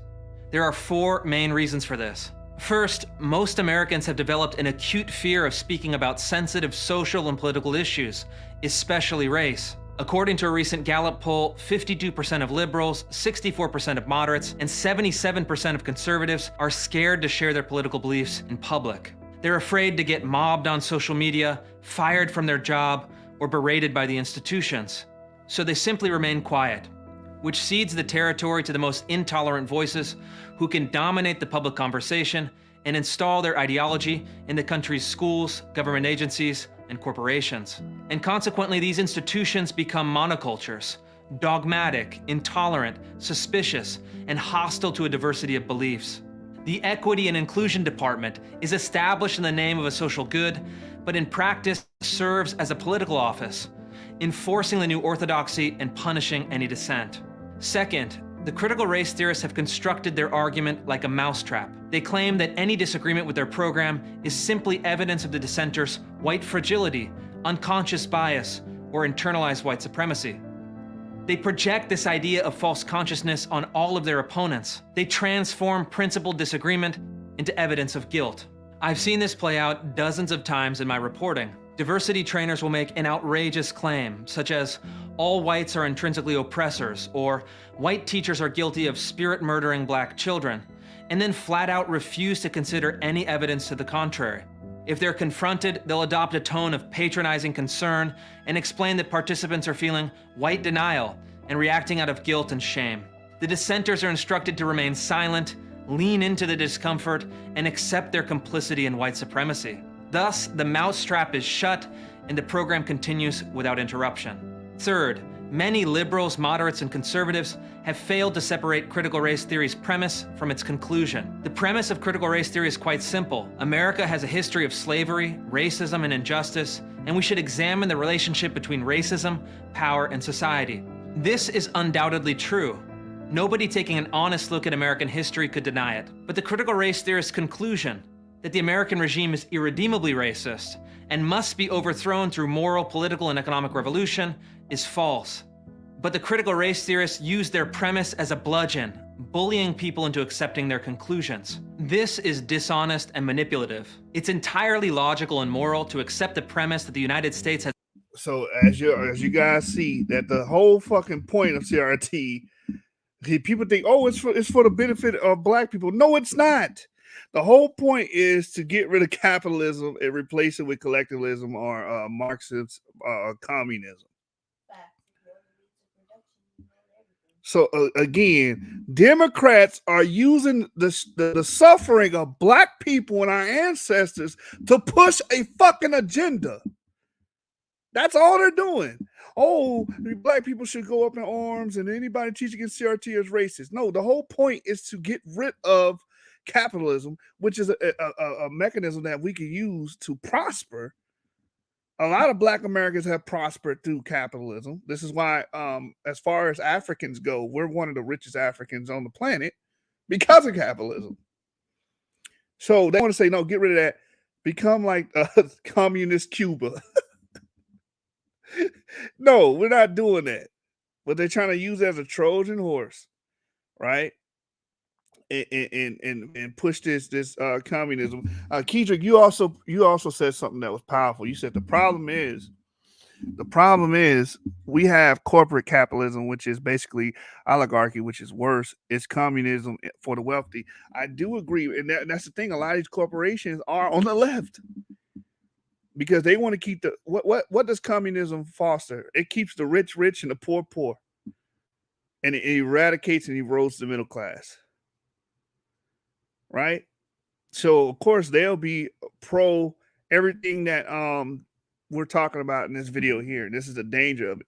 Again, this is a black people problem because they're targeting black people and saying you must support CRT. CRT should be taught in schools. They're not telling you the whole purpose of CRT is to uproot capitalism and say, oh, well, we need to go to communism. Communism is going to fail us. It's not going to help us. Things are going to get worse. In fact, we can even argue that it is practices that come from communism and Marxism that has hurt the black community, like the nuclear family being dismantled. That's a Marxist trait. All right, let's continue this. The history of racial injustice, and even that residual racism is still a pernicious force in American society, but reject the critical race theorist political program, which, as we've seen, is little more than repackaged 1960s-style Marxism. Finally, the writers and activists who've had the courage to speak out against critical race theory have often fought on purely theoretical terms, pointing out critical race theory's flawed logic, internal contradictions, and bad history. These are all worthy criticisms, but they move the debate into the realm of the academic and the abstract, which is friendly terrain for the critical race theorists and absolves them from grappling with the practical and tangible consequences of their philosophy. We shouldn't challenge the critical race theorists to debate the finer points of Marx and Marcuse. We must confront them with the reality that they're creating. Do they support schools separating third graders into oppressor and oppressed? Do they support a curriculum teaching that all white people perpetuate systemic racism? Do they support schools instructing white parents to become white traitors and advocate for white abolition? Do they believe that counter-genocide is a solution to America's problems? These are all real-world examples from my investigative reporting and a better challenge to critical race theory than 1,000 academic papers. The real test for the critical race theorists is not to defend their ideas as abstractions, but to defend the real-world impact of their ideas. And this brings us to the key point. Critical race theory is no longer a phenomenon of the mind. It's a phenomenon of political power. If we want to successfully oppose this new orthodoxy, we must seek to change the structures that have enabled it into being. We must address politics as politics and confront power as power. So this is the task: to defeat the ideology of critical race theory and reassert the American ideals of freedom and equality. There are 4 ways we can accomplish this: public policy, civil rights lawsuits, grassroots mobilization, and winning the public debate. First, we can and must fight critical race theory in the domain of public policy. And in fact, we're already doing this. Last year, my reporting led President Trump to issue an executive order banning critical race theory-based training programs from the federal government. President Biden rescinded this order on his first day in office, but it provided a model for red state governors and legislators who want to protect their citizens from race essentialism, collective guilt, and neo-segregation. Governor Ron DeSantis has banned critical race theory in Florida's K-12 curriculum, and red states have introduced bills to achieve the same goal through legislation. Second, we must fight against critical race theory in the courts. To do this, I've launched a new legal coalition to stop public institutions from conducting programs that stereotype, scapegoat, or demean people on the basis of race. Our argument is that critical race theory is not only intellectually and morally bankrupt, but in practice violates existing law. It violates the First Amendment, which protects citizens from compelled speech, the 14th Amendment, which provides equal protection under the law, and the Civil Rights Act of 1964, which prohibits public institutions from discriminating on the basis of race. Eventually, one of our cases will reach the Supreme Court, and we'll win. Third, there's a bipartisan and multiracial coalition that's emerging to fight critical race theory at the grassroots level. Parents have begun fighting against racially divisive curricula in schools, and employees have begun speaking out against Orwellian practices in the workplace. Asian American parents in particular have been successful in fighting back at the local level. They've recognized that critical race theory poses a major threat to their children, categorizing them as oppressors, discriminating against them in college admissions, and punishing their success. In my reporting, many Chinese Americans told me that they survived the Cultural Revolution in their home country and refused to let it happen here in America. Finally, we must develop a new moral language on these issues and appeal to higher principles than our opponents. We must promote the true story of America, a story that is honest about injustices in our history, but places them in the context of our nation's highest ideals and the progress we've made towards realizing them. We must raise the debate to a higher level. For example, we often find ourselves debating about diversity. Diversity is good, all things being equal, but it's a secondary value. We should really be aiming towards excellence, which provides a common standard and challenges people of all backgrounds to achieve their true potential. When we elevate the debate to this higher conceptual plane, we force our opponents to debate on our...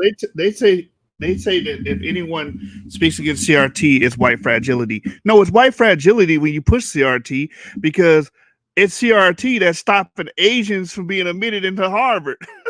Like, you're scared of Asians going to Harvard and taking over the damn school because they're so damn smart. And they're not smart because they're prepackaged with that, meaning they were born that way.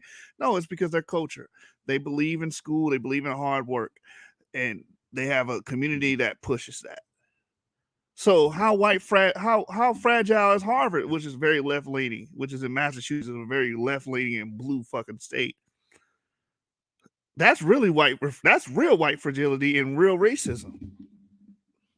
Territory, and excellence beats diversity every time. The stakes of this fight are incredibly high. It's not an exaggeration to say that a governing regime based on critical race theory would mean the end of freedom and equality in America. According to their own policy prescriptions, the critical race theorists would limit or abolish the right to private property, freedom of speech, equal protection under the law, non-discrimination, free enterprise, and the federalist system of government. In its place, they would create a new regime of group-based rights, race-based redistribution of wealth, omnipotent bureaucratic authority, and active racial discrimination. It's not a program of reform. It's a program of revolution that rejects the founding principles and would overturn the premise of the Constitution. The secret to winning this fight is courage. This is the fundamental virtue required of our time.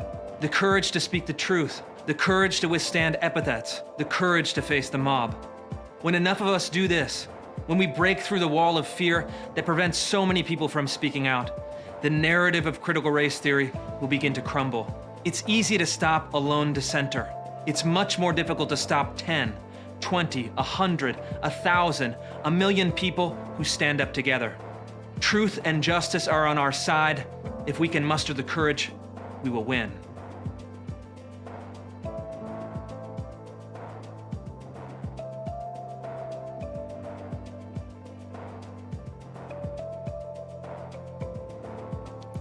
All right, so that's the final video of tonight, man. Shalom Christos.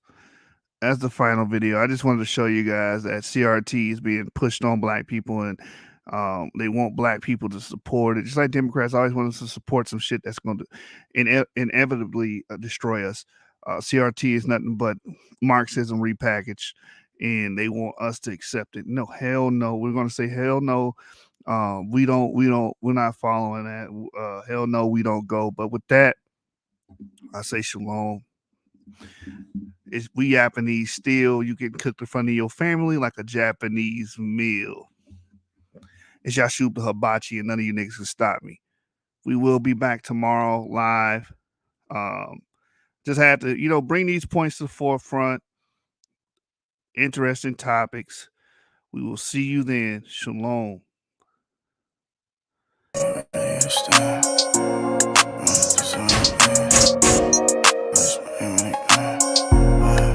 Deuce make a slap trip. I be doing shit these niggas wouldn't understand. Stop playing with that man. Where was niggas at when I ran through 200 bands? Stop playing with that man. Where was niggas at when they was trying to get a chair? Stop playing with that man. Where was niggas at when Walton wasn't playing fair? Yeah, stop playing with that man. Stop. Yeah, stop playing with that man. Stop it. Nigga, stop playing with that man. Shit, nigga. Stop playing with that man. Shit, nigga. Yeah, stop playing with that man. Nigga, we ain't playing around. Karate chop, nigga, that's gonna lay him down. I got it from my sensei. A Ku Klux, so I bought me 10Ks. My shooter got me, I made sure his rent paid. A grimy nigga, but he don't wear 10K. He wears Givenchy, he don't even fit J's. A sharpshooter, you should see him switchblade. I be doing shit these niggas wouldn't understand. Stop playing with that man. Where was niggas at when I ran through 200 bands? Stop playing with that man. Where was niggas at when they was trying to get a chair? Stop playing with that man. Where was niggas at when Walton wasn't playing fair? Yeah, stop playing with that man. Stop. Yeah, stop playing with that man. Stop it. Nigga, stop playing with that man. Shit, nigga. Stop playing with that man. Shit, nigga. Yeah, stop playing with that man. Add me on Twitter, that's gonna get you in the jam. Stop playing with that man. 223 shells and knock a nigga out his frame. Stop playing with that man. Ever been indicted, I ain't see you in that jam. Yeah, stop playing with that man. Niggas acting like fans. Some shit I never understand. Is you gangster or not? That's for Instagram, you don't hang on the block. This a Hunt Diddy, I don't hang with no stocks. You a brand lover, bitch, you bang with the ops. You like felons, cause I came with a lot. A tough cookie put his brains in a knot. How much I pay for these chains, it's a lot. Stop talking money if you really don't got it. I be doing shit these niggas wouldn't understand. Stop playing with that man. Where was niggas at when I ran through 200 bands? Stop playing with that man. Where was niggas at when they was trying to get a chair? Stop playing with that man. Where was niggas at when Walton wasn't playing fair? Yeah, stop playing with that man. Stop. Yeah, stop playing with that man. Stop it. Nigga, stop playing with that man. Shit, nigga. Stop playing with that man. Shit, nigga. Yeah, stop playing with that man. Stop playing with that man. Nigga already know what the deal is, nigga. Yeah, I should already know by now. Don't play with him.